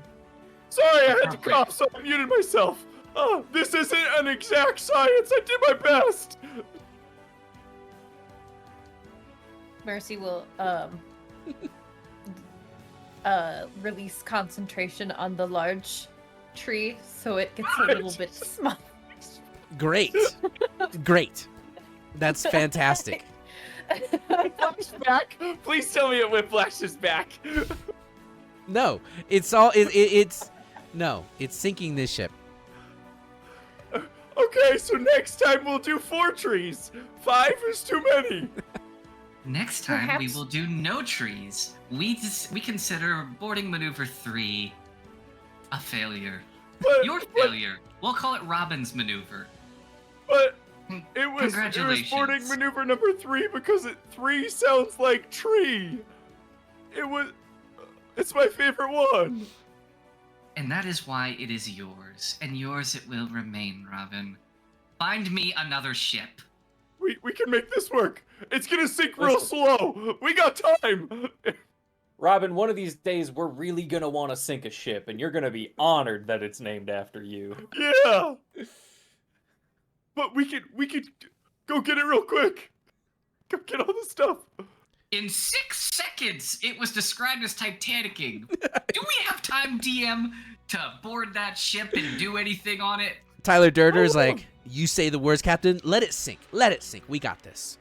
Oh, because they're amphibious. Oh, Yeah. actually, he's like, hey, bruh, sis, person that, yeah, it's cool. It's cool. We're gonna gnaw their waves, bruh. Anyway, they can probably swim down and get it, depending on how deep it is right here. Yeah, we literally have like a scuba recovery squad. This is all part of the plan. Never mind. I'm not gonna finish that. So, I think the yes, issue is you that will we have wanna time, fight things. but before it's underwater, probably 6 turns. You got less than a minute before this thing is like, there's no holes to go look inside the ship that are not underwater. We got 6 turns of combat. Let's go! And I leap overboard and I cast Featherfall. It's not your turn. It's the nerd's It's turn. still my turn. Oh my god. It's still my It is your turn. Wait, no, the sardines just went. I thought your turn was over. No, I cast the thing, and I didn't use my movement. I didn't use my bonus action. Okay. Do we Davy want to go down Jones there and Locker. find some shit? Hi, Jubilant Giraffe. How are you? I genuinely don't know that there is any value in going down there at this point. Just to be blunt, like, why? I didn't mean to Yeah, kill it that fast. Yeah, 5 I giant trees will do that. 1 giant tree, And 4 large trees. okay. Okay. So, what else are you doing? I was gonna say, if you want to go down there, we can pick you up. I don't see much point in it. If I can stay on deck before it sinks, I can create a little orb around 9 of us that we can breathe in. We can use that as a diving bell To what end, Robin? to get all the stuff. We just No, Tyler Durder just commented Tyler that he and can- his people will be I able just- to get that. They will get that. It will be wet. The rations will be ruined. The supplies will be unsalvageable. But they will retrieve something, I'm sure. I just feel like I let you down. And You I- did. Oh. Well, Rosa What says, I bet he's not just mad. And then he runs away. I go, oh, I'm getting my combat one way or another. I run after Rosa said, cast Thunderwave, throw him off the ship. He goes flying. The Wilhelm yell. He fades to black. I wait until the last possible second and cast Featherfall on him. Okay, it's the nerd's turn. And they're going to begin to move the ship. It's going to take a while for the ship to actually start to move as there's still fighting going on. But you'll see that this person is going to basically go overboard and jump into the water and start swimming towards the other ship as this one is sinking. They are going to kill this guy, who is one of the sardines. And the sardine is skewered. And the other one is still fighting. Okay. Camille, it's your turn. Yeah, I'm gonna run to the edge, and that's it. Okay. That's awesome. I have a recommendation if you want. I would love that. You know what? I think Camille, based on maybe this might be Camille's facial reactions, maybe it's Leon's, but I feel like there's been an ability to read the room. And you know what would be a really good way to read that room? To fire cannons.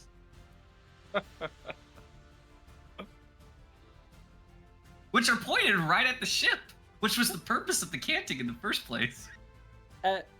Wait, they're pointed at which ship? This ship. The one that's already sinking. Yeah. It just punctuates the point. Let him know we got Counter argument waste of cannons. You're gonna Counter argument. Use of action and fun. Rebuttal. I think this is the perfect use of cannons. But I cede to Leon's discretion. Wait, the cannons are yours if you wish to use them. So the ship is I thought- tilted a little.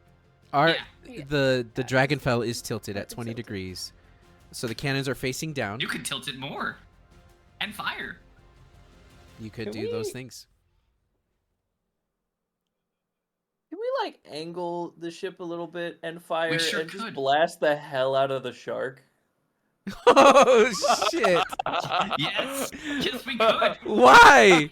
That shark has not done anything to you. It We looks like need it's to done a Fancy lot. man in the water. Look We at need to it. go recover all the treasure. We can't do that with a shark in the water. Okay. Yeah. Okay. You know, I put a shark on the map. There's a shark in the water. Yeah. You can fire at the shark. Yeah. I You're would gonna have love to- to do that. So you angle the ship. You do you call it out, Camille, to angle the ship? Yeah. Okay, can I hear that? Which? Hey, Mercy. Which way's left again? He makes the L sign. Which way is? They're both else. I don't know Well, what like to I do. know that that's Port! left, but like, is Port! it port or starboard? Is port? Thank you, Captain. Hard to port. Rosie said spins the wheel, and it Fire. it That's angles the and then. last thing Rosie said does before thrown off the ship. Just- Yeah, no, it's one of the Scented brothers because Rosie said is currently slowly falling to the water. Like I deserve that. And then I need you to go ahead and fire the cannons. Let me not 1,000 d20s anymore. Oh we're my past that. gosh. Oh, you should do that. Do 1,000 d20s. That's the damage roll on the shark. There's That's +8.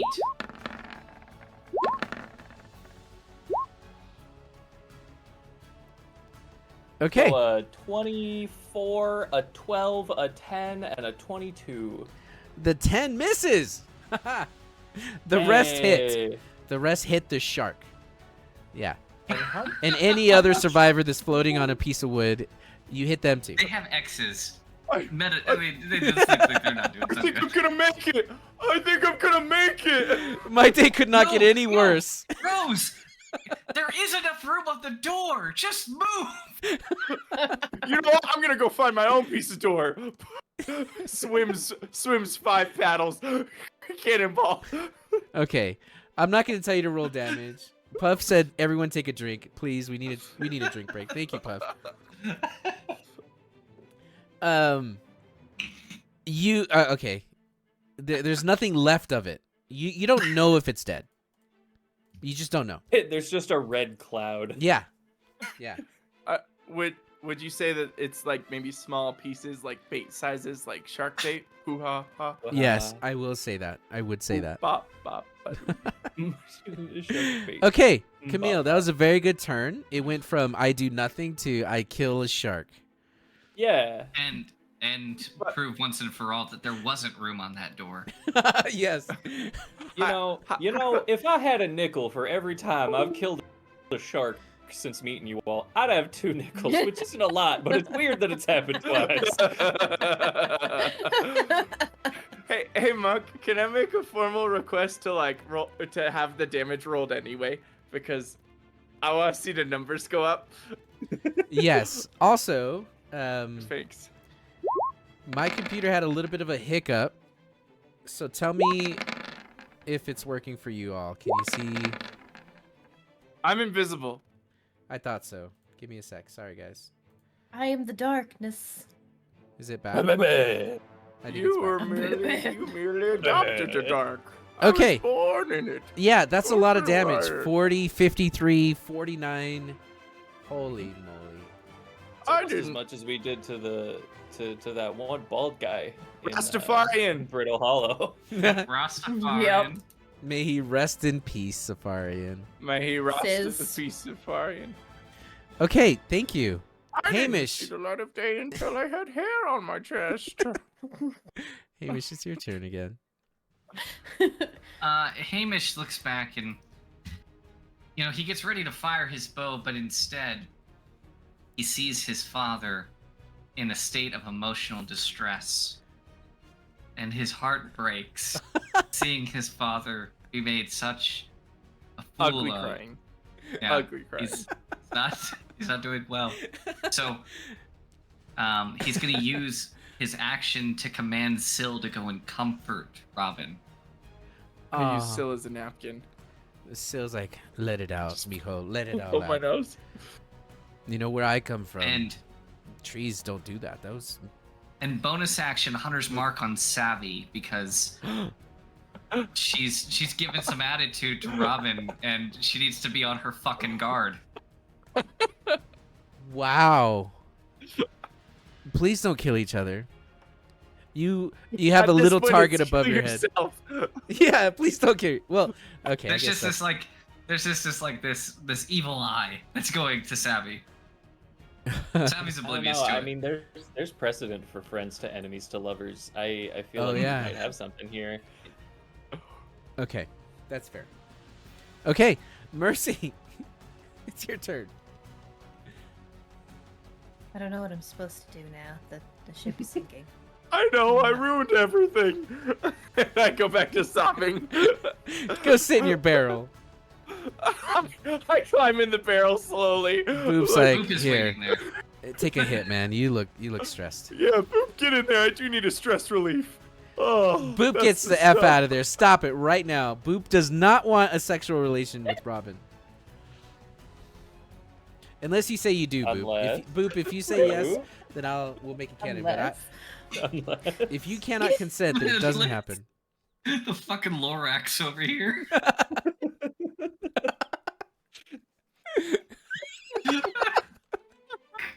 Mercy's just gonna be like, okay, Boop is uncomfortable. It doesn't happen. Okay. yeah. Mercy's just kind of like, I'm not going down there if the ship is sinking. I can't swim, so I'm gonna go back to bed. It's early. Okay. Is there anything else that you guys are going to do as the other ship is starting to leave? You see they're going to throw out a life jacket at the captain. Ew. Sorry, I think I said that wrong. Wait for it. It's Ryu. Sorry, not you. It's Ryu. It starts with an R. It's pronounced ooh. Ryu. No, not ooh either. Hello. Ooh. Unless Soren says it. Now, is there anything else you guys want to do? I I mean, mean, just to establish precedent here. Ship isn't really going anywhere anytime soon, though. It's gonna move at like what, 3 knots, 5 knots? You Like can- it's yeah. gonna be, Yeah. it's gonna be fucking crawling away. So it's not like we're not gonna be able to catch them. You Like, will I'm be not able to catch worried it. about You that. absolutely will. So Yeah. Okay. So I don't care. I Okay. don't care that we leave. then we are out of initiative. Congratulations, guys. Number 3 worked. Yeah, that was Well. good strat.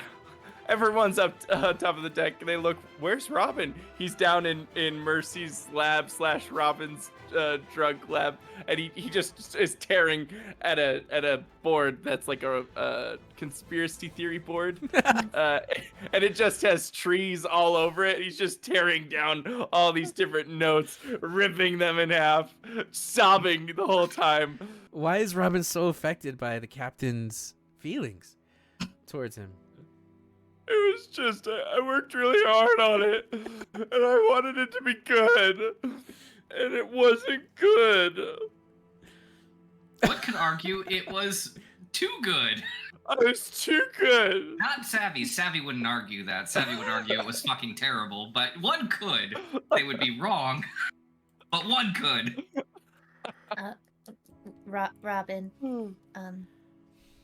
you can't have everything be a success. It's called trial and error for a reason.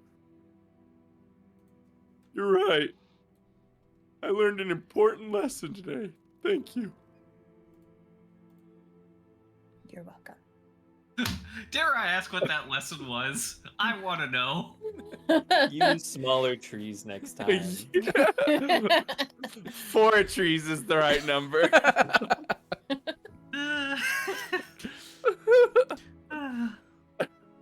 Well, you took care of the mast first, and the sails. You definitely hit those first. Okay, so the ship starts to sink, and Tyler Durder says, "All right, Lisa folk, let's go." No, we. Aw, but I have my snorkel sh- on and everything. The ship isn't going anywhere. Well, We it's- can. Getting deeper. Yes. Is that a problem? No. The Make way an you insight said check. Is there a point at which it would be a problem? No, I mean it'll be fine. It's just gonna be uncomfortable.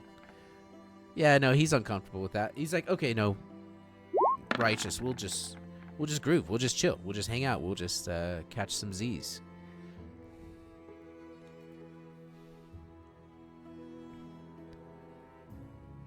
The value of a prize is dependent on its cargo.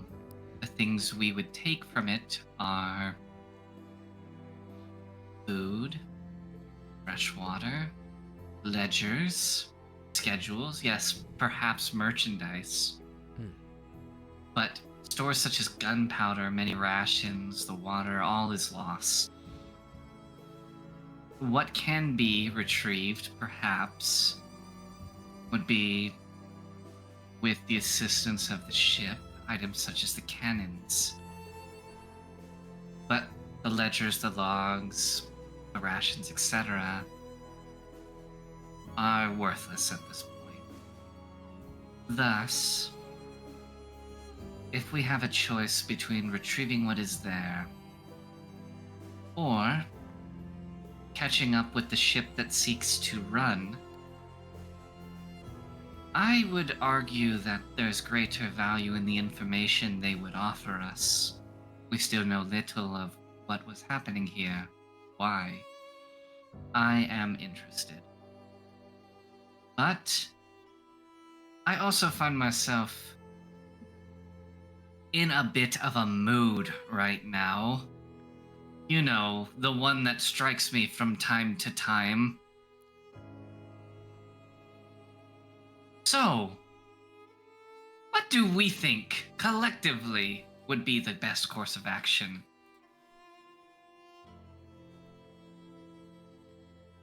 Would it make you feel better if we pirate that other ship as well?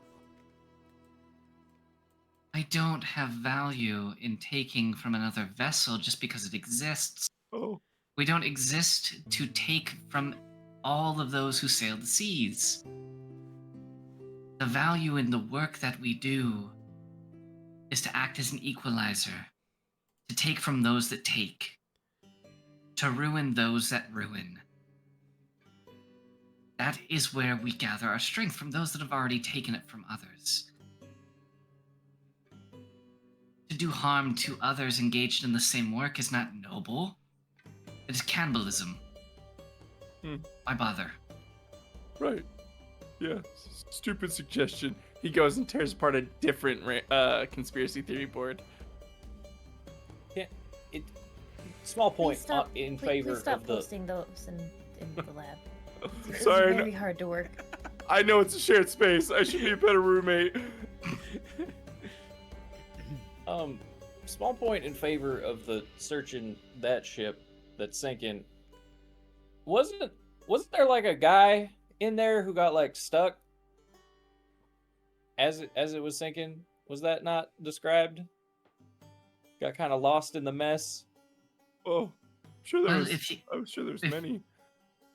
Well, but If like they that can't- wasn't immediately dead. I would imagine that in the time it's taken us to have this conversation, they have perished. They might have found an air pocket, but in the depths of the ship, I doubt them to last longer than this conversation. Just a thought. No, anything, their words would be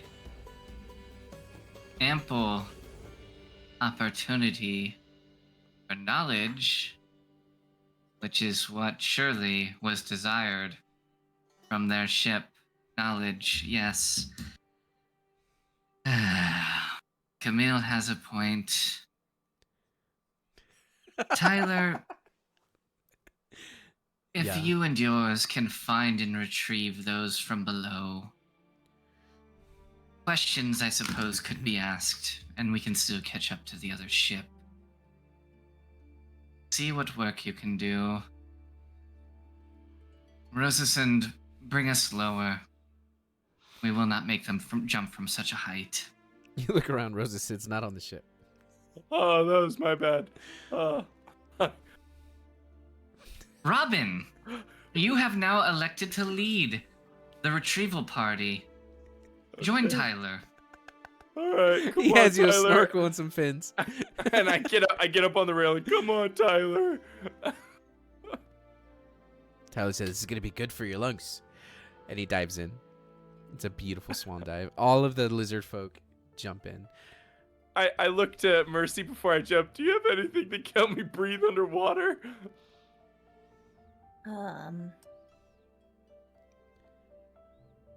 Like an alter self potion?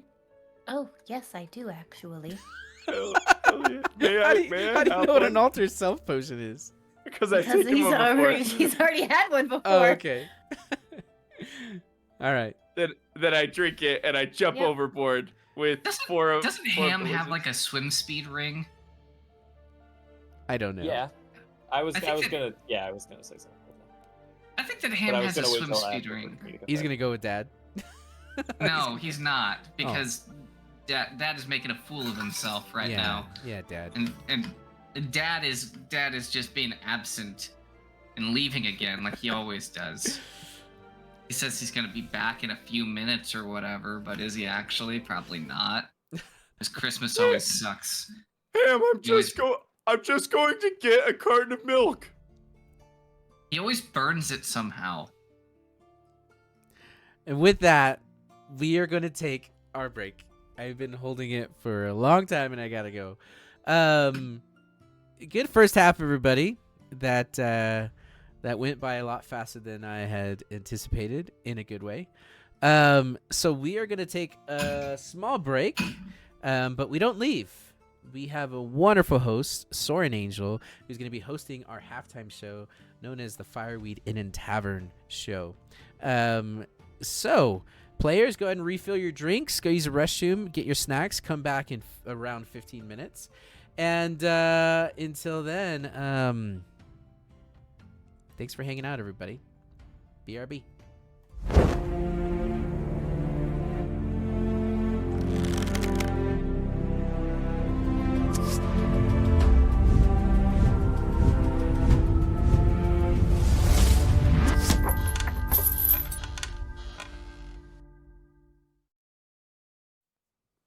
All right. Hello, everyone. We want to welcome you all back to the Fireweed Inn and Tavern.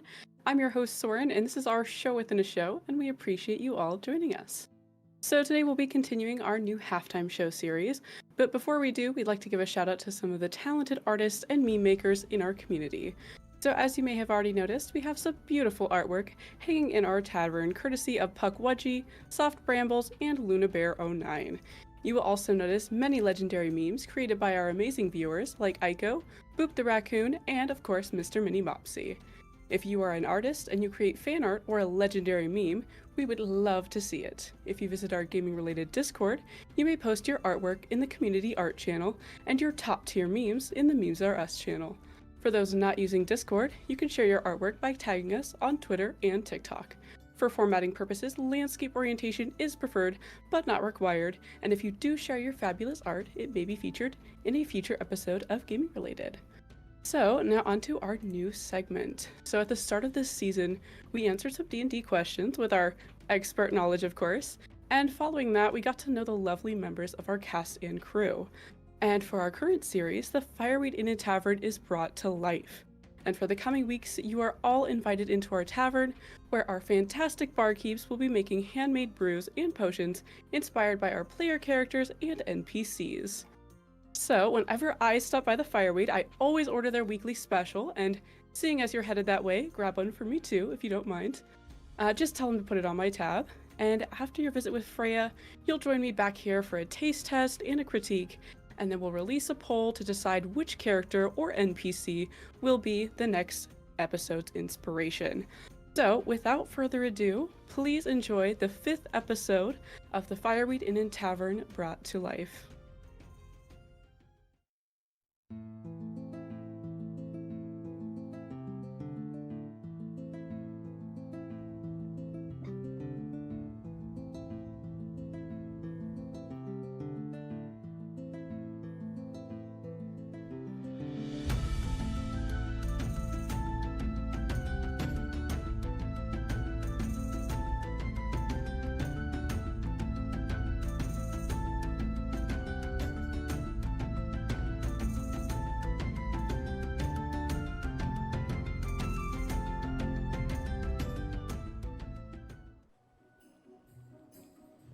Well, hello, lovely. Welcome back to the Fireweed Inn and Tavern. I'm so glad you decided to come in today. We just finished putting up all of our holiday decorations. It's my favourite time of the year. We did get some spiced ales in this week, but Soren sent you here for this special again, right? Of course. Maybe you could try the spiced ales another time. This week's special is inspired by Camille. Now, there have been some interesting stories travelling about the tavern lately. And according to the bards, Camille died and then was brought back to life. It's quite strange, isn't it? Anyway, we've crafted a brew that aims to replicate the intense feeling of dying, but then returning to the land of the living, of course. We're calling it Back from the Dead. Let's get to it, shall we? For spirits, you will need moonshine and coffee liqueur.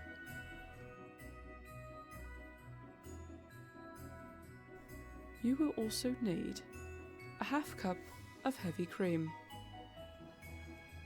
1 ounce of coffee, and orange bitters. To our Boston shaker, we will add 1 ounce of coffee,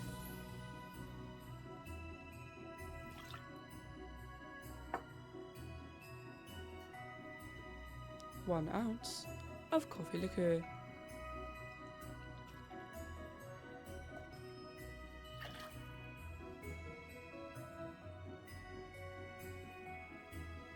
and finally 1 ounce of moonshine.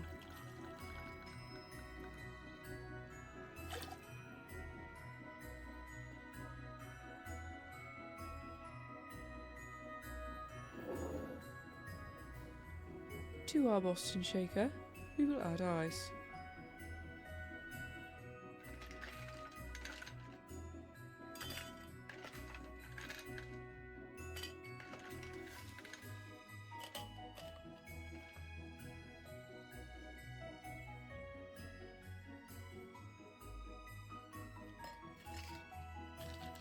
Give it a good shake.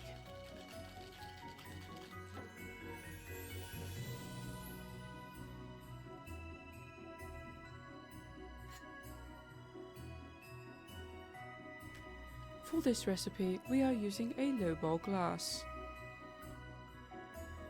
garnished with an orange twist.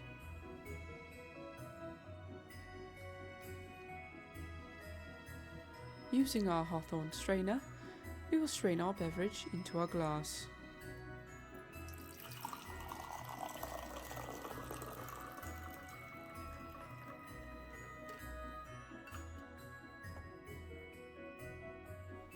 To our glass, we will add our orange bitters.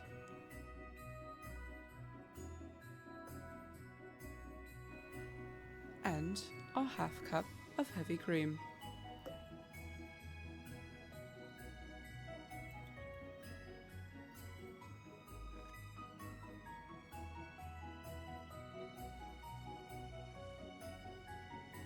Alright, there we have it. 2 Camille-inspired drinks One for you and one for Soren. And tell Soren a huge hello from Freya and all of her family here at the Fireweed Inn and Tavern. I hope you have a wonderful eve, and I will catch you next time.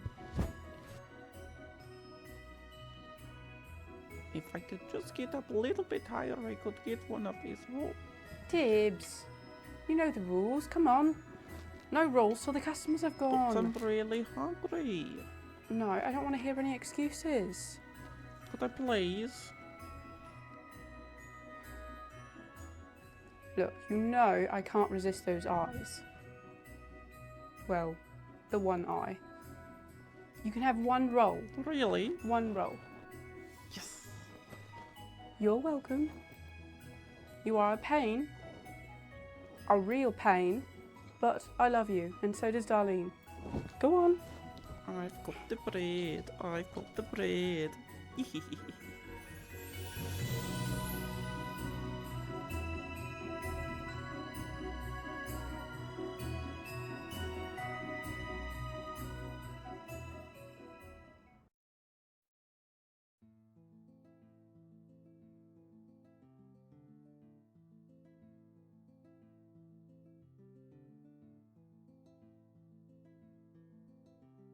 All right.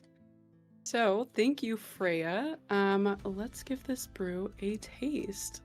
So, this drink is served chilled. We've got our little orange on the side. We're gonna give it a go.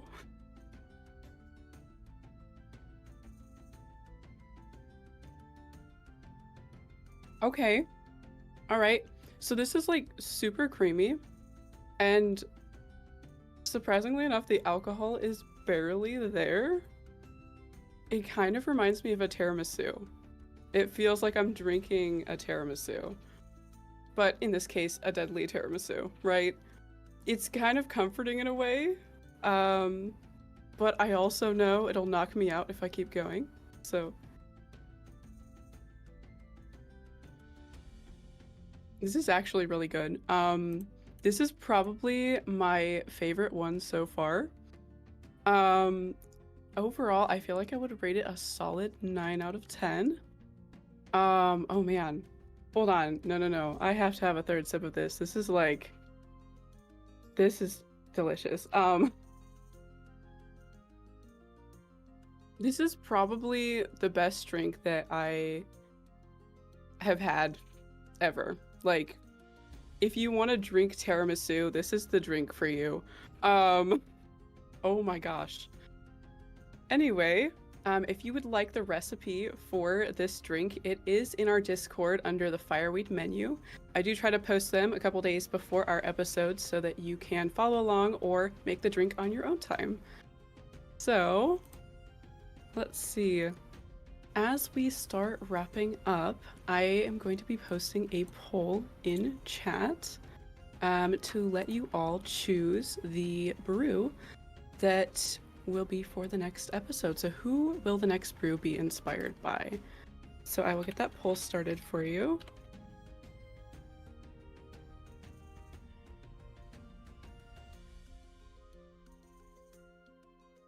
We have some fun choices this time.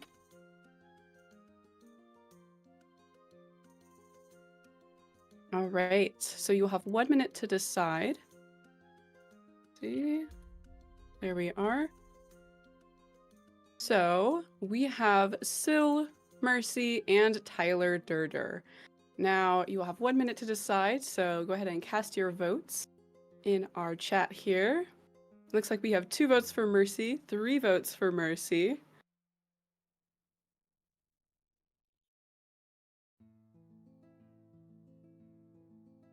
Four votes for Mercy. It looks like we have a clear 6 votes for Mercy. I feel like, wow.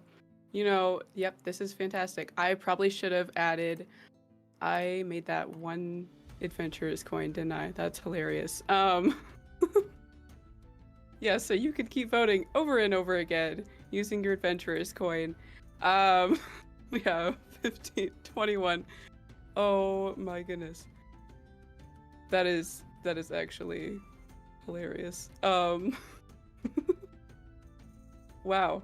That is a lot of votes. We had a total of 56 votes for Mercy. Oh my gosh.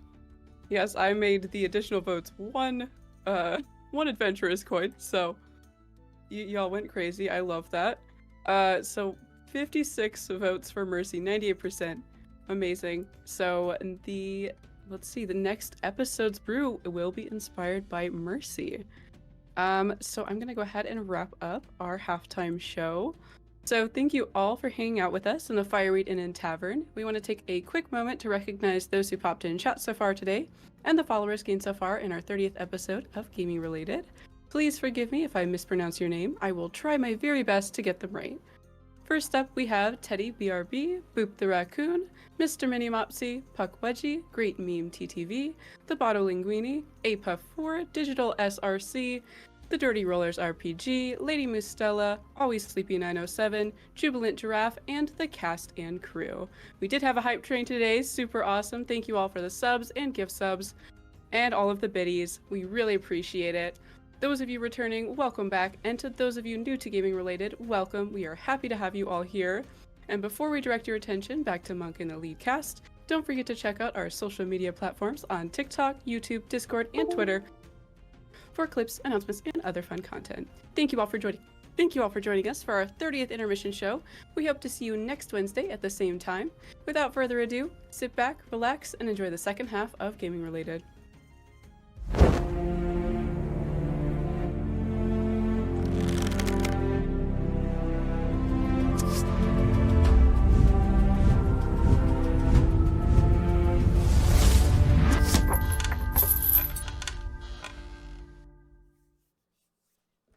All right, we are back, and I think everything's working. I was lagging there for a minute, but Soren, that was amazing. Congratulations. Well done. Thank you. You're welcome.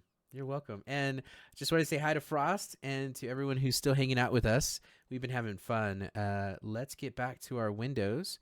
Hopefully these work as well. Yeah, I can see everyone. All right. Okay. Welcome back, everybody. Welcome back. Let's get the music going again. Let's go with just our normal adventure music. So, Robin, you and Tyler are going down to retrieve Rosusid, the ex-captain of the Dragonfell, previously known as the Bowser. The ship is sinking, the one that you dropped trees on. What are you guys doing? Well, I'm kind of interested to learn more about what this ship is sinking about. It's thinking about how in the middle of the ocean, trees fell on it. And they did make a sound. Ah, Wow. Yes, that's exactly right. You're muted. You're Giggles. muted, Giggles. I see. Did mute myself. I did mute myself, yes. But would they have if nobody was around?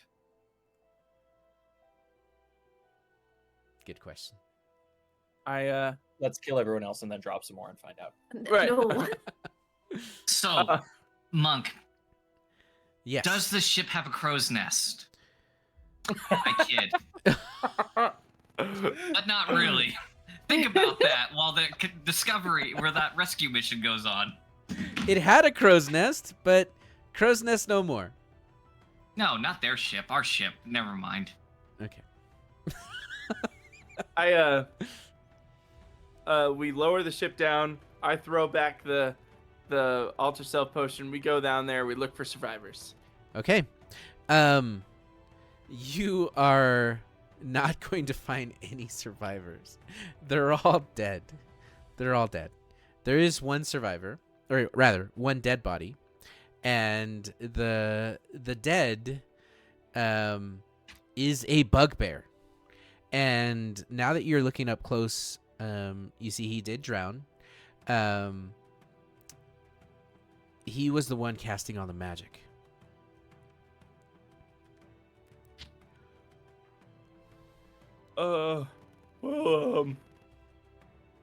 let's see if we can find any cool loot. And we'll try and loot anything that's salvageable. Okay, make an investigation check with disadvantage as you are underwater in the dark of a sinking ship. He does have alter This self, morning. He does. though. He does. He's underwater and is a sinking ship with debris everywhere. Well, let's see. Alter self 5e. Let's see what the words say. Let's see if I so aquatic adaptation. You adapt your body to be in to an aquatic environment, sprouting gills, growing web between your fingers. You can breathe. So like I'm adapted to an aquatic environment. Maybe that would. I mean, make if it you so want that to I go can out for a see swim, underwater. absolutely. But if you want to loot a sinking ship while it's sinking, you can do that too. That will be with disadvantage, though. Okay, fine. Okay. You make some good points. Oh, that's advantage. Disadvantage. I would like to point out that there are no consequences, I don't even know why I argue with you. and I'm never going to die. I'll be alive forever.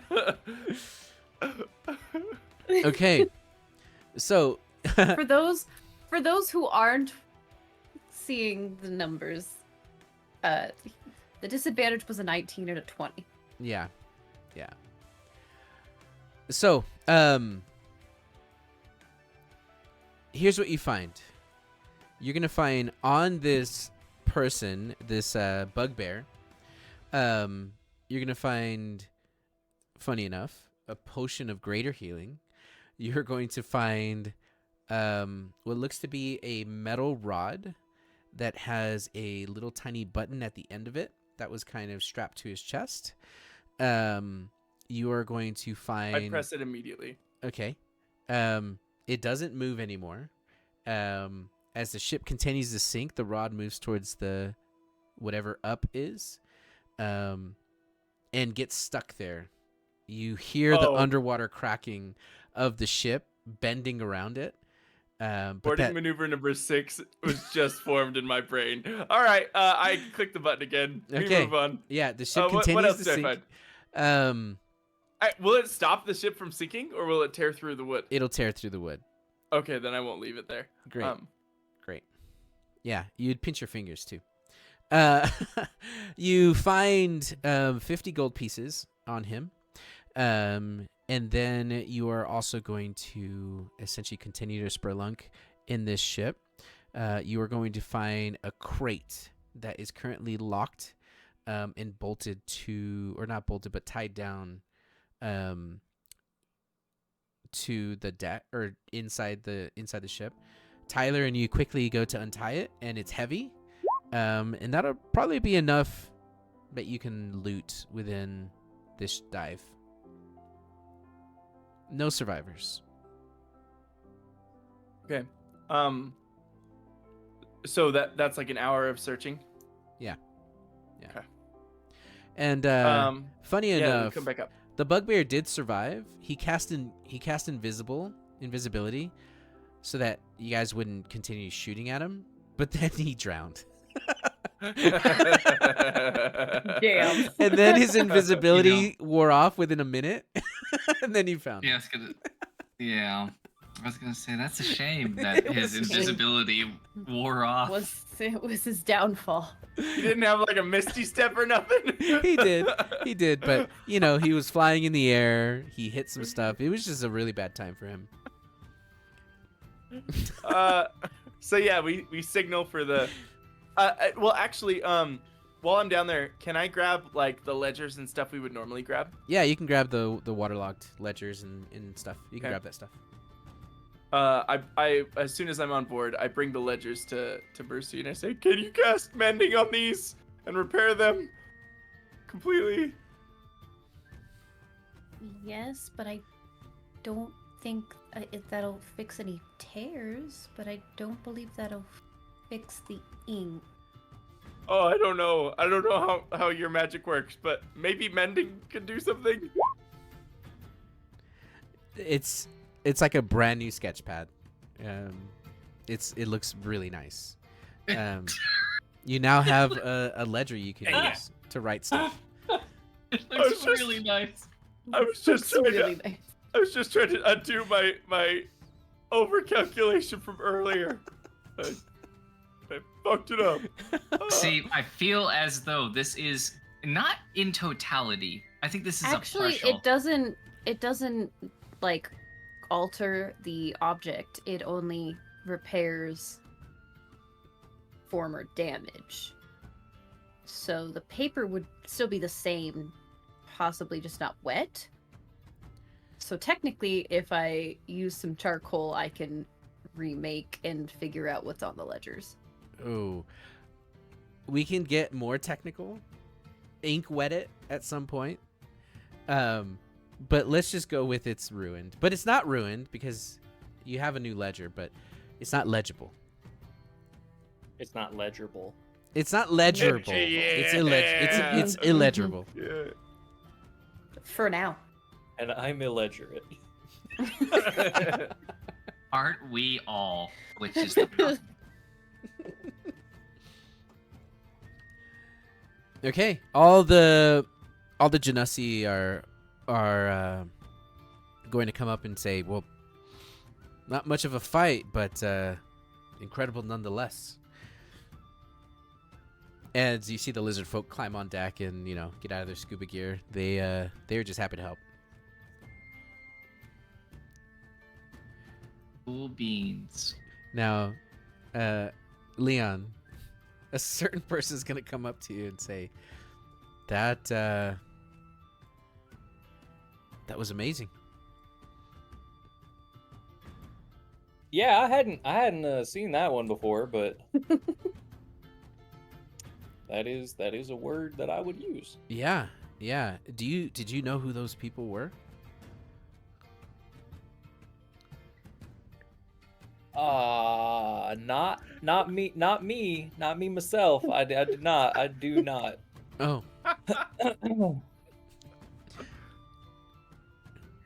Okay. You can ask the captain though. The captain probably, it's either captain or Robin knew. That's kind of what I count on at this point.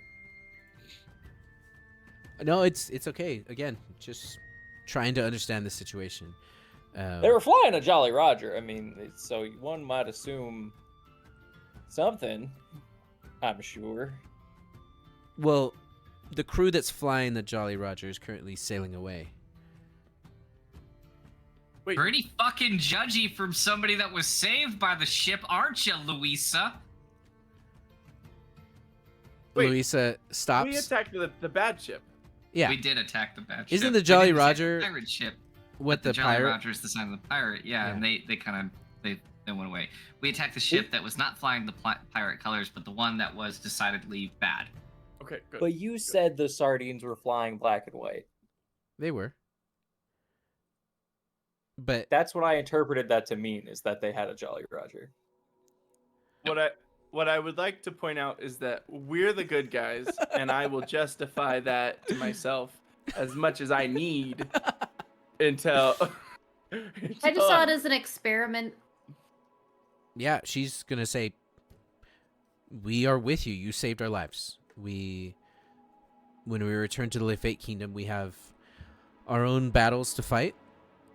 There's no judgment here, only trying to understand, and we're happy to be aboard." As she kind of sheepishly tucks her tails between her, Insight check. between her legs. Yeah, go ahead.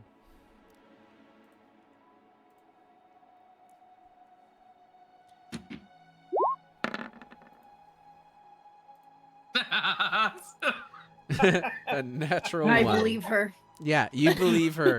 Trust her with my life. Yes. I wouldn't go that far. I trust her with her words. Yeah, she I trust her with my life. I wouldn't go that far. I trust her with Robin's life. Deal. Fucking deal. Oh my gosh. She goes, "Okay, no, okay, sorry." And you see her and the rest of her her group kind of go back downstairs now that everything's kind of settled down. It's not long before you guys are essentially back to normal. The fight is over. What do you do? Well, two things. Yeah. One, how much time has passed in order to get the lizard folk back on board? That was 90 minutes? Yeah, about 90 minutes. Yeah, it's probably close to 7-ish, almost. During that time, if you will allow me, I want to pull Mercy aside briefly. Okay. While they're kind of looking over, I'd say honestly, the work that's being done, but really more what it is just that they're hovering over the water, waiting for the lizard folk to return with their spoils. I don't think there's much else that can be done at that point, but I do think that Savvy has an interest in following up on a point that was mentioned the other night. Out of curiosity, Mercy, did you have a chance to speak with Shot? I did, yes. Helpful? It seems that one of those who was aware of my situation had slipped the information out of who I am, which is unheard of. Do we have a name? I have a few. He does not know specifically since he is not part of the Frost Roses. But I have a list. There's only a few people who, within the guild, who know who I truly am. It was kept close to only those who were on the original heist, and the head of the guild, who know who I am.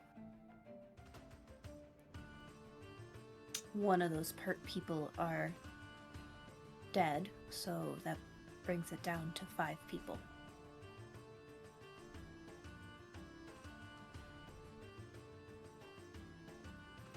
If you have a name, you also have a ship and a crew.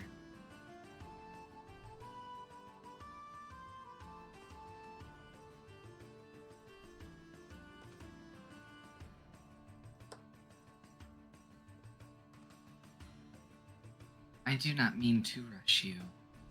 No, I understand. If nothing else, I want you to understand.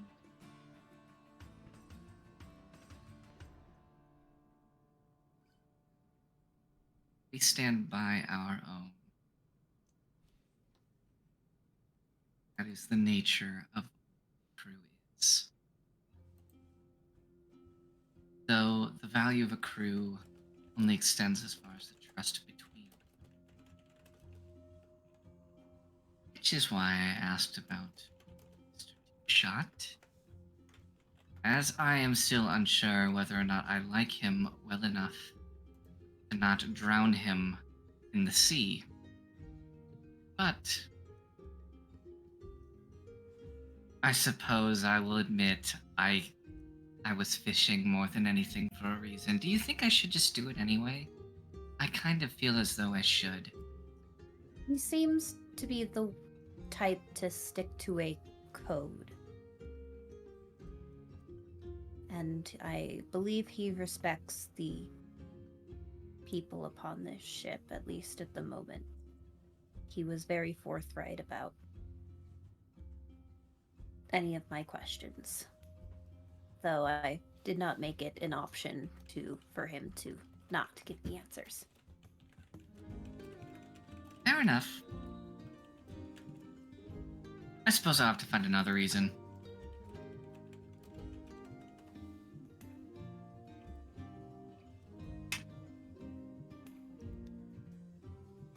This might be a little more concerning than I had realized now that I understand what the bounty is and how it has gone up.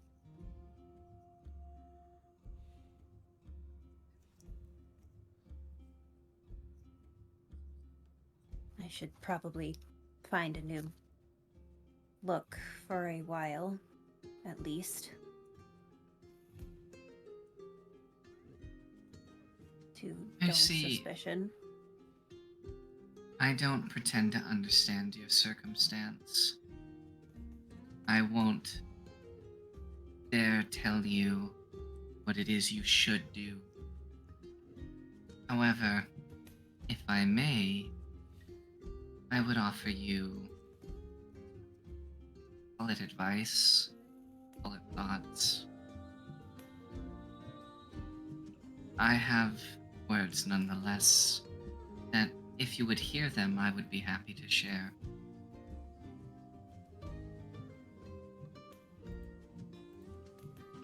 Do not change a thing. Be who it is that you wish to be. That is as you are now, and so be it. If it is different, then make it so. They have already taken enough from you.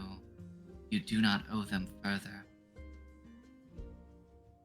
And if they would dare to impose more on you, more fear, more anxiety, more concern, allow them to make themselves known. Because we now have 10 cannons, and I will line them up one by one.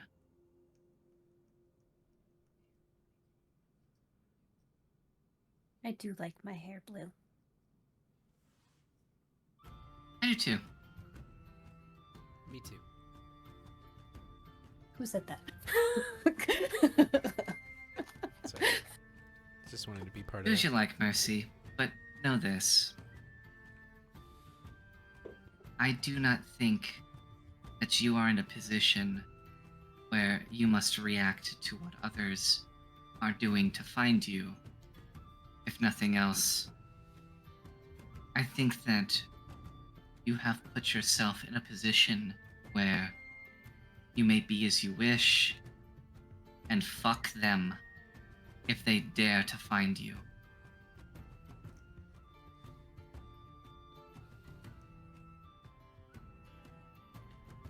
But Yes, again, tell the others as well. I haven't had a chance. like to, you may, you should. If you do not wish to, you need not. No. What does it matter if others know who you once were? We know you as you It's- are now.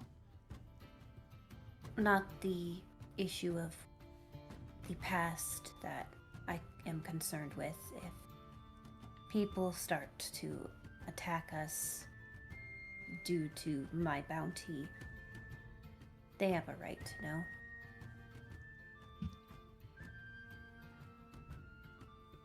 I wouldn't want them to be in the dark. They are my friends. Well, I leave that to you.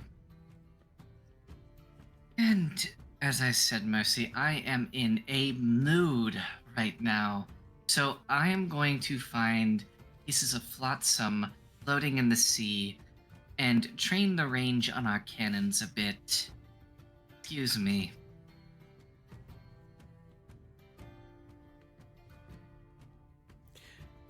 Are you all going to catch up to the other ship? That's the hope. I mean, if all of this only took about 90 minutes, the hope was to pursue them afterwards. Okay. There was a chest, right? There was, yeah. Yeah, we brought it back up. Want to open the chest. Can I, before the searching is done, can I go have a conversation as well? Yeah. I'm actually gonna go re-find Louisa and the Louisa and crew down below. I just want to approach and say, hey, I know this is all very strange, and it's admittedly very strange to me as well still, and I know that you kind of don't have a choice but to be okay with it because you're here. We saved you, and you're not just obviously nowhere to put you right now, so you're kind of here. And so there's a lot of faith involved, and I want you guys to trust me. I won't go so far as to expect that you're gonna trust my friends. Took me a while. Took me a minute. But I do. I trust them to the ends of the earth, and if Savvy and Rob had pointed us at that ship, then I'm sure they know who they are. I'm sure that it's a ship full of bad dudes, especially if the first move was plan number 3. But I want you guys to trust me, and for my dad's sake, I need you guys to trust me, and so I want to show you that I'm willing to go to bat for you. So, this two-shot guy. Obviously, he's on the ship, and you expressed a little bit of disapproval of that, and I get that. He put you guys through a lot of pain, no doubt, or at least he had a hand in what else was going to happen. So I'm going to put this very plainly, and all you need to say is yes or no, and I will handle the rest.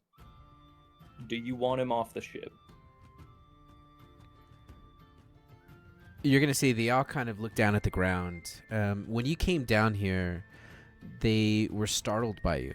They took a couple steps back. Raph Simmons, with a dynamite body, is going to kind of step up a little bit, and he's going to say... Is that his full name?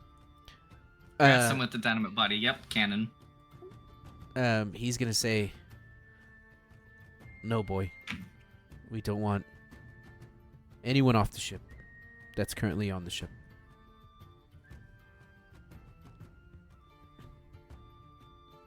All right. I just, to your comfort. I don't know what all he has done, but he had at least a hand in some heinous acts, and a lot of them pointed at you folks. So I just, when we do take you back, I don't want you to be able to say that there's no justice in what Bernard's boy's up to. But I wasn't there. I can't be the judge, so that I was leaving that on you. Look, Camille, we're grateful that you rescued us. Our fates were down a very bad path of whatever is to the north. But right now, the kingdom is in shambles. The kings, the brothers, are at each other's necks. And what's happening from between the west and the east, we need to get back as soon as possible. What happens upon this ship is none of our business anymore. And if this is no longer your fight, and it isn't, you've done enough. We don't want to get involved.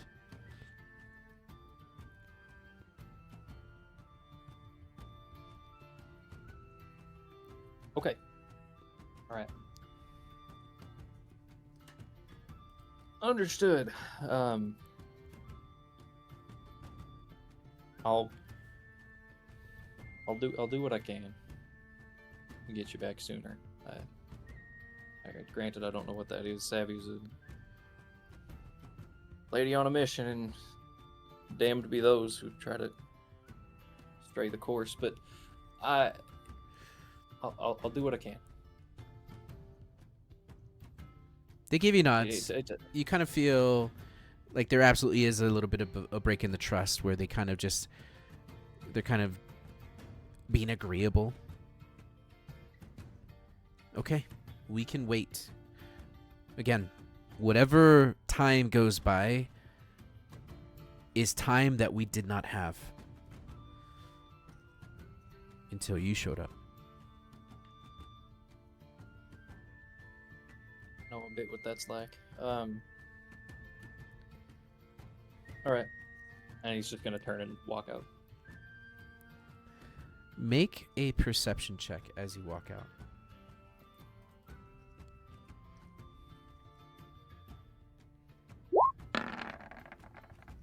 All right. You don't hear anything. 3. You walk out. Yep. All right, that's all. Okay. With your ship moving at 5 knots, and the ship in the sea moving at about 3, you will catch up to it, but it will take some time. Probably a few hours to half a day. By early afternoon, or rather near sunset time, you're going to catch up. Enough that you can see the ship and the crew on the ship. You see that they have eyes. The Kenku have climbed the riggins, are in the crow's nests, and are watching you intently as you come close. You see they have crossbows at the ready. They have ballistas, or their giant crossbows mounted to the ship, aimed up as high as possible, which is at most, 50 degrees. But you can quickly get above what they can aim at that angle. But they haven't fired at all as they see you. If you want... Yeah, go ahead. While we were traveling, can we open up that chest? Did we open it up already? You have not, no. Yeah, we wanted to open that chest. Okay. Who's opening it? I got thieves' tools. Okay.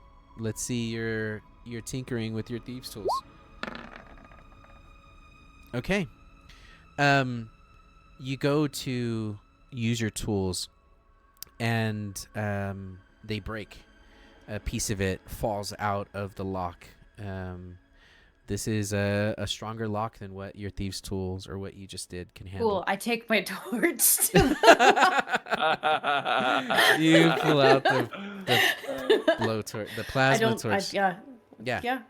Okay. Yeah. Cut the. Okay. Like I ain't playing that game. You break one of my things, I break you. I love it. Okay.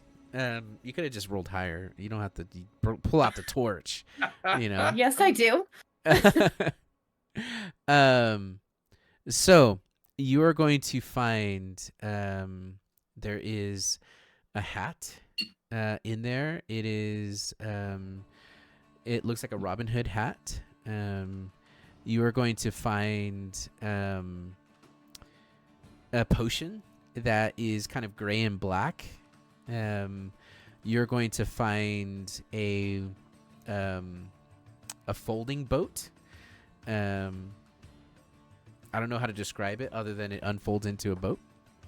And you're also going to find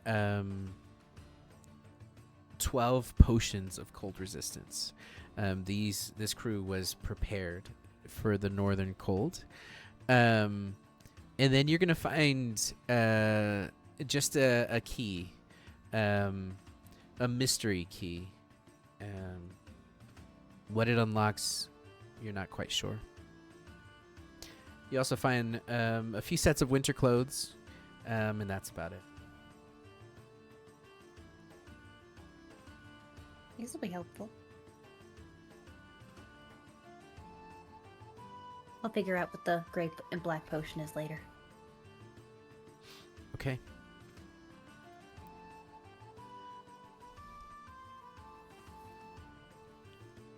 So does this ship have a crow's nest? Yes, it has a crow's nest in the middle. Okay, so I climb the chains. Okay, you climb up the chains, and you now have a better view. What are you trying to do up there? Are there any Genesi up here? There are, yes. There's 2. They're the scented twins. Ooh. The scented twins. So approaching them, Savvy is going to say, I do not feel sated. Do you? I don't know, Captain. These seem a little bit more helpless and more our kinds, but to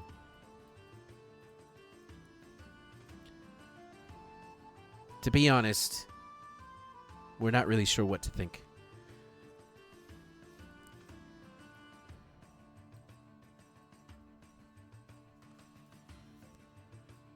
Your honesty is appreciated, though your meaning is unclear. So, what does that mean? I mean, it's your call, Captain. If you need our services, then you have them. Your orders. Tell us what to do. We're with you.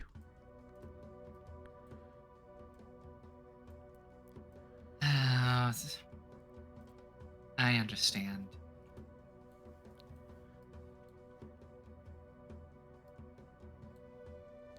While our worlds are different, I do not believe that tools and the idea of tools are lost on us from one to another. You obviously used tools to build this ship in the first place, did you not? Aye, we did. And we are shipbuilders. This isn't our first. This is the Dragon Slayer. The dragon fell.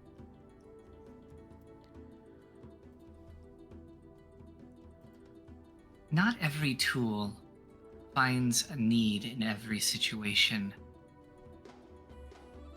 Not every event causes one to use everything at their disposal. Frankly, that you were not needed is not an indication of you. It is more that the right tool was not needed in that situation. You and yours are ferocious and far more fearsome boarders than many I have met. However, when boarding is not needed, you do not board. I can sympathize with this in that, as you may tell, and the others know well, I get into a mood, we will call it, when I do not board a prize. That mood manifests loudly, we'll say. Because, for me, the act seizing a prize is not singularly one of effect. It is also one of action. In this, I believe we see eye to eye. Rest assured, when next the opportunity arises, there will be a need to board.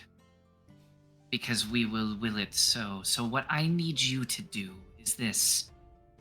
Find me a flag that matches one of these three. She describes double-breasted penguins, the labradoodles, and the cramped sardines. Aye, we can do that, Captain. Yeah. Find me a ship. And so help me, if it looks like a ship of fearsome reputation, all the better. The larger, the more cannons that it has, the more that I want to go after it. Because we have a large crew and our ration need is great. We are heading to a city, yes, but I find myself restless. I personally find myself to be unpleasant to be around when I feel a need to stretch my legs. We know that feeling well, Captain, and I would be remiss if I didn't say that This land is beautiful. If at some point there is a place that we can call home when we're not on the Dragonfell, we're on the lookout for it. Until then, every minute that passes is new adventure that we were born for. You are not prisoners here. You are members of a crew. You may take your leave as you wish. You stay and remain because you embark on the journey with us. That journey now directs us to this northern land. In time, I cannot say where it leads. However, if you wish to leave, you are free to do so. I will not keep you here. We appreciate that, Captain. Find me a ship. We will find you that ship. Find me a ship. And if you need to, search below, find spyglasses, study charts, find me a ship so that I may negotiate with others from a place of calm collection, we will call it. Aye, aye, Captain. Very good, then. The two twins put their arms around each other as they kind of are always happy-go-lucky, and the excitement is kind of reignited. You see the flicker in their hair and their eyes. And then I need you all, including you, Captain, to make a perception check.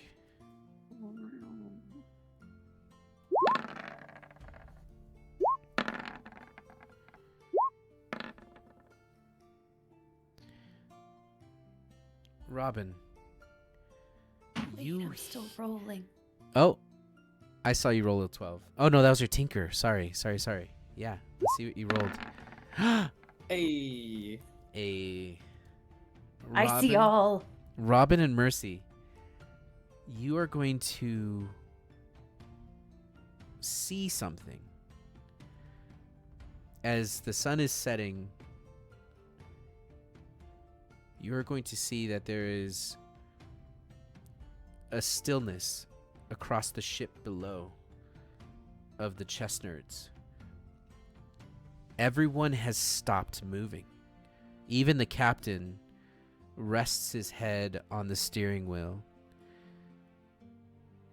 And then you hear a faint rhythm, a melody, a song that just brushes through your hair and into your ears. And let's pause for a second to read what was just posted.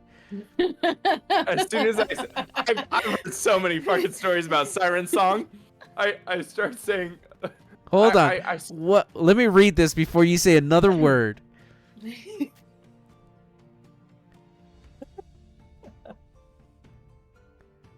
You can start a performance that time. You and any 30 feet. Saving throws. Charmed. Creature must be. For our Spotify listeners, the performance what was just thrown ends into the chat early. is some bard ability called Counter Charm, which Monk is now parsing. Okay. Spotify, I got a playlist. Sure, I would. So, Robin, hearing the... Whoa, hold on. Yes, okay. Yeah, I didn't mean to interrupt your story, but before you made us make any rolls or anything like that, I wanted to post that. This is what happens when you bring a tree to a pirate fight. So, Robin, what do? You hear the melody that is happening. What do you do? I assume we're on the ocean, pirates, there's a song. I assume it's a siren song. I've heard 1,000 stories of this. It's the most common story people tell at like docks and stuff like that. I heard the sirens call. So I know that it's a very sexually charged story. Ooh. And so I start to tell the most deflating story ever. So, yeah, I had this fungus on my foot once, and I had to get a foot stone and just go at it. It's like I was grating cheese down there. And so I just turn everyone off. So all this siren song business doesn't affect them as strongly. There's only 2 people that need to roll, and those are the ones that heard the song, and that's you and Mercy. And I need you both. Oh no. To But make that's within 30 feet, right? what? The ability? Like Yeah, I call everyone story. close. I rip off my shoe. Everyone, come look at this. So I have advantage. Yeah, you'll have advantage. Right? It is Oh, good. a charisma saving throw. Oh, hell Oh yeah. no. I'm And in danger. I'm gonna be honest, guys. The DC on this doesn't mean anything to Robin, Let's go. but Mercy. Mm-hmm. What if I made myself roll again and I gave Mercy advantage? Oh, technically she rolled with advantage. I did. Yeah, so Just, never mind. just let it Doesn't happen. matter. Just let it happen. Just let it happen. Mercy, suddenly you go tunnel vision, and the only thing you can hear is a beautiful harp and a song from a woman's lips. You hear gentle flapping of wings in the distance, and you feel like you're floating. The rest of you see as Mercy's eyes gloss over. She begins to slur. A drop of drool gathers on the corner of her mouth as she is stunned. Robin, you've heard tales, and now you've heard the siren song. What are you doing? Rosa said we need height. And then I look at Mercy and I like direct eye contact. I'm like, Mercy, stay with me. And I'm like putting my hands on her shoulders so she doesn't try and like jump overboard or something like that. But Okay. I say we need to go higher, get farther out of the range of this. Okay, Rosie says absolutely, and the ship starts to climb 150, 200 feet. The song is out of your range, and a minute goes by before, Mercy, you feel warm, you feel nauseous, you feel like you have motion sickness, and suddenly the tunnel vision, the little pinpoints of vision that you had, slowly start to open up, and everything just looks a tint of yellow as you all see that Mercy is visibly hung over from the effects. I need a Constitution saving throw from you, Mercy.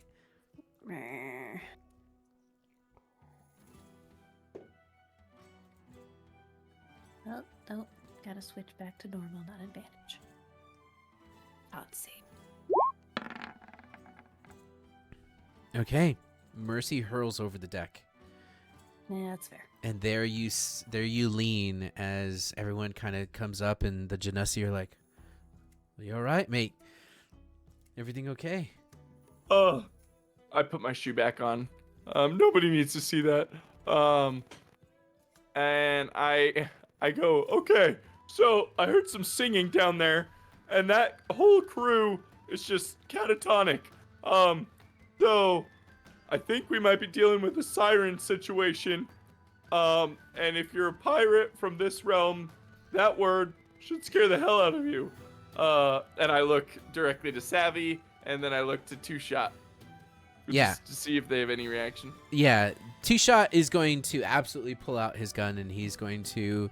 They're not in the sky. Put your gun away. All right.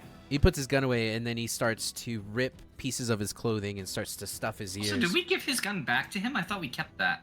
No, we gave it back. I gave it back afterwards. Oh. And it's pristine. I was just worried you were gonna shoot something, and that felt like the wrong response for this. No, I apologize. I would never discharge a weapon just for the sake of discharging it. I know how to use it. I'm saying if it's near. No, we're on on an airship, bud. We're like really high up in the sky. Okay. Okay. Great. So he starts to stuff his ears. Yeah, I think we should all follow that example. We want to try and be as deafened as possible. So, wax, cloth, whatever you got. Mercy, I know you're not feeling great right now. And I pull out my flask and I hand it to her. When you're feeling better, maybe you can come up with some contraption to block sound. This is pretty serious stuff we're dealing with. Why is the floor spinning? Oh, I'm a little out of my depth here. I only know stories, but I'm assuming this is like bad decisions from the song. Like all the song made you want to do bad decisions, and so you're getting a hangover, but with none of the fun. That's That's well said. awful. Yeah.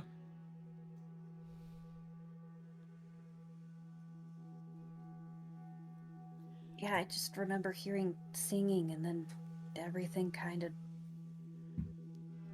went weird.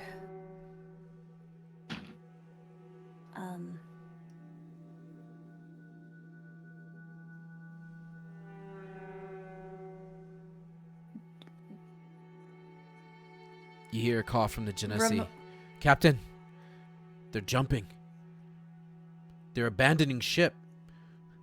And as you all look over, you see that without any emotion, the Kenku crew begin to step off into the water as the ship continues to sail without them.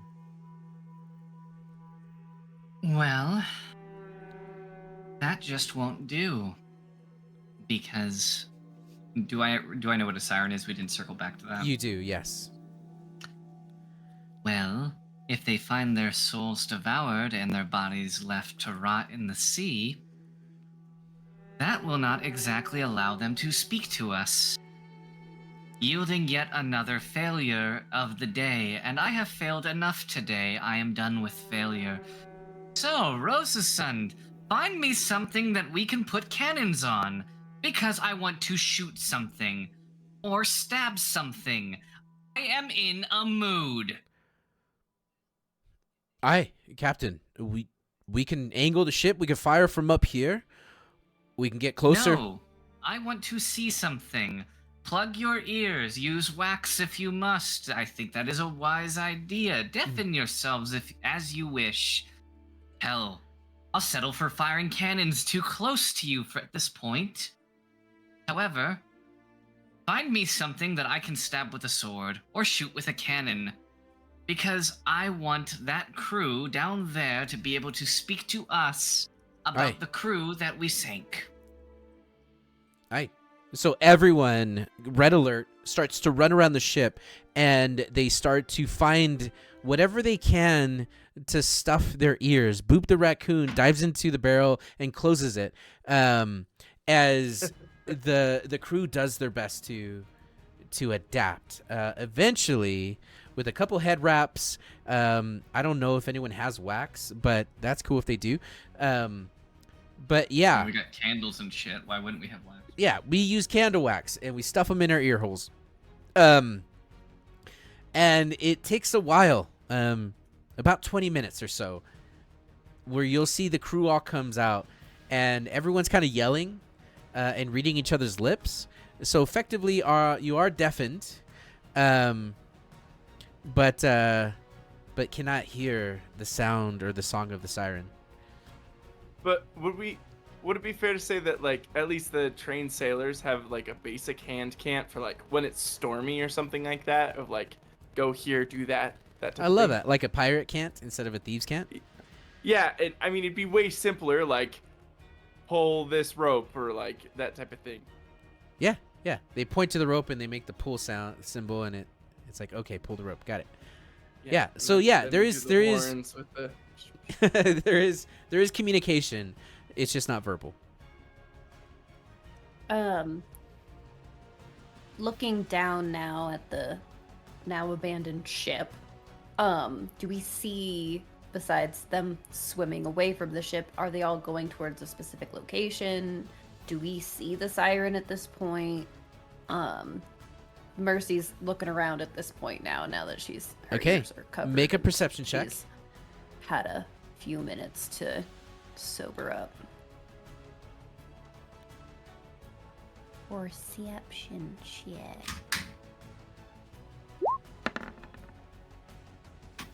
Okay. You see that the Kenku that have stepped off the ship are currently just treading water. You see that there is a creature. It's a medium-sized humanoid. It looks similar to the Kenku in the fact that it has wings, except these wings are coming from its back. You see it's holding something that's glowing in the sunset sky. It's a golden nature. You can discern it's an instrument, like a very small harp. And it is currently flying alongside the ship. And then you're going to see come out of the water hundreds of tiny silver fish.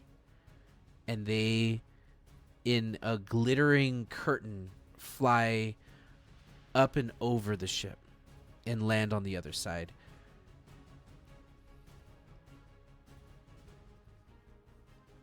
That's probably bad. Okay, where is the heartbeat? It is right here. Right there. I pointed out to Hamish.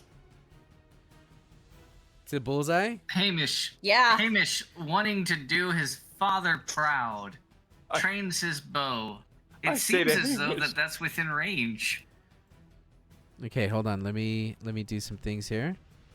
I say to Hamish, I believe in you, son. And I give you a bardic inspiration. He can't hear any of it. Okay, We're deaf. so Oh no! It is- I do a heart symbol. Hamish feels so inspired by that simple Okay. gesture. this is going to be a hell of a shot. You're firing a moving target through ship at a downward angle with sharpshooter. Nope. Let's see it. I was gonna say it's a hell of a shot, but mechanically that has no impact on AC. because Yeah, no, that's sharpshooter definitely negates flavor. them. Yeah, Okay. definitely flavor. And he's going to make Dad proud. It'll just look. He's gonna really try. impressive.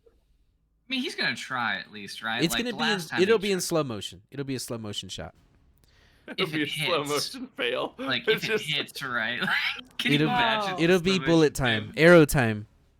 I mean, it could be. I mean, or it could just be like a normal shot that it's just like a super casual experience. I'm not buying time at all because I accidentally closed the sheet.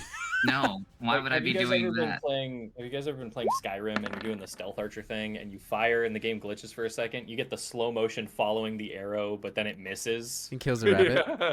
Yeah. It's Is it a that 19? exactly. Is A it 19 Is it- hits. Yeah. Yeah. So the arrow Yay. flies just like our intro. Woof, woof, woof, woof.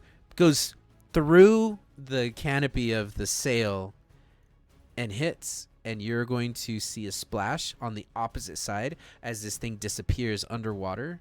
I need you all to roll. What about the second shot? He does have a second shot. He does have a second shot. It's all part of the same attack action. Okay. Hey. Does he get advantage on this one too? I don't think he does. I don't Oh think he my does. gosh, that scared the crap out of me. No, Okay. I believe sharpshooter is just the first attack. But Okay. he does have Bardic Inspiration. Is that a D10 or a D8? A D8 at this level. Wait, why did he have advantage to begin with? Sharpshooter. He didn't have Sharpshooter doesn't give you advantage. advantage. He didn't. Oh. He It doesn't just have rolled advantage. Doesn't have Oh, okay. advantage. twice. Okay. Okay. Okay. 10. Misses. It dives underneath the ship. Now, Wait. Before you do your thing, I want to show off one of my abilities. Unfailing inspiration. You don't lose that inspiration because it failed. You get to keep it. So you still inspired. So the image of the heart gesture from my long absent father That's awesome. lingers with me, and I hold it near and dear to my own heart. And even though my arrow misses, that visual encouragement, the symbol of it in my mind swells within my breast, and I find myself encouraged, inspired, even bardically, one could say. One did say that was amazing. And this is directed at Ham, not Savvy. And I said, just like your mom. Bardic uninspiration. Got him. Disinterestation. Okay. And now it's all ruined. I Ruined. roll with disadvantage. Okay. You are going to see this curtain of fish. It's a school of hundreds of them. Begin to circle around the Kenku and begin to attack, causing this frenzy in the water. And we're going to do two things. One is we're going to roll initiative. And two, we're going to end the session before the first turn. I got a message from my daughter upstairs that she's feeling terrible. And I need to go check on her. But the timing is kind of close enough. But I do want to make sure that we start the session in initiative next week. And I wanted to give some time to Leon tonight as well. So this actually kind of works out. But I need to go check on her as quickly as possible. I'm going to roll for the nerds. And I'm going to roll for our... Yikes. I'm going to roll for our siren.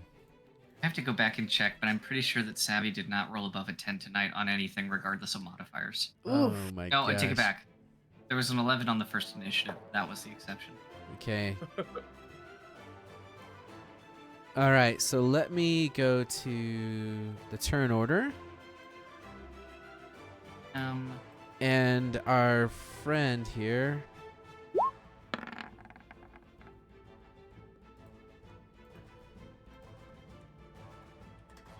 And then the nerds.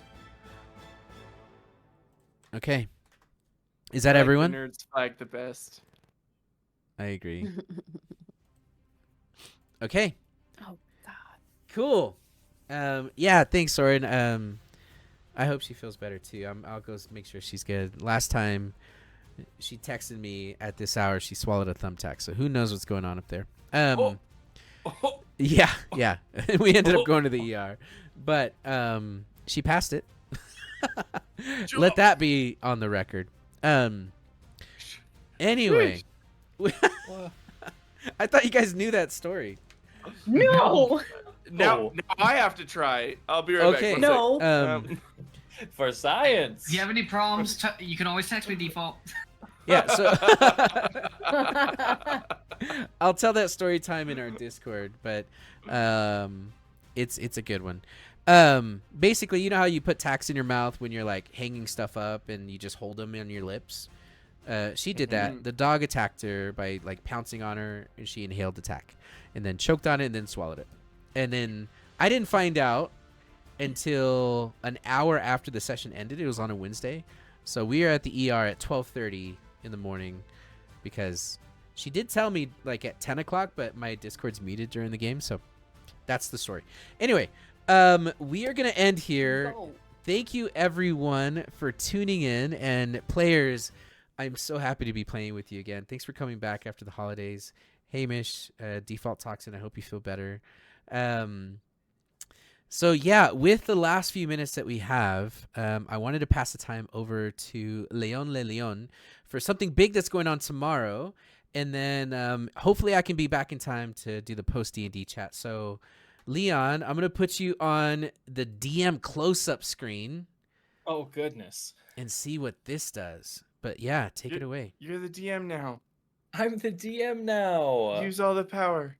Ham, you hit both those. What level are attacks. we? We're level 10. I don't want to go too Good. crazy. I like it. I'll Don't- take 10. 10 additional levels. I like it. And yes, 10 additional. That's exactly perfect.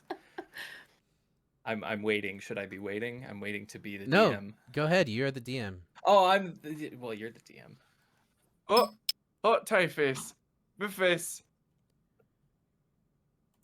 Ah, I also don't feel like I have like a ton to say, so I don't want to start now because I want to make sure I start like after, like if you're gonna run up there and then come back and then end No, stream because I want start to make now. sure. I'm not gonna end stream Okay. until you're done. But you're Okay. not in a hurry. Anyway. No, I more meant like I might need to vamp a little bit if you're leaving and then coming back.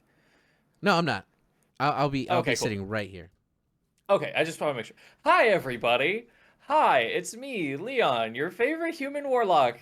Um, a lot of you have already heard about this, but tomorrow I'm holding my first ever charity event over on my Twitch channel where I do solo streams and gaming and stuff like that. Tomorrow is the first annual Spanksgiving, Spanksgiving 2023, a annual event focused around beating the crap out of your friends in the name of charity. I have a grand amount of other streamers, including Colin, who was in here earlier, Mr. Lost in the Frost, and some other folks playing party animals in a grand tournament.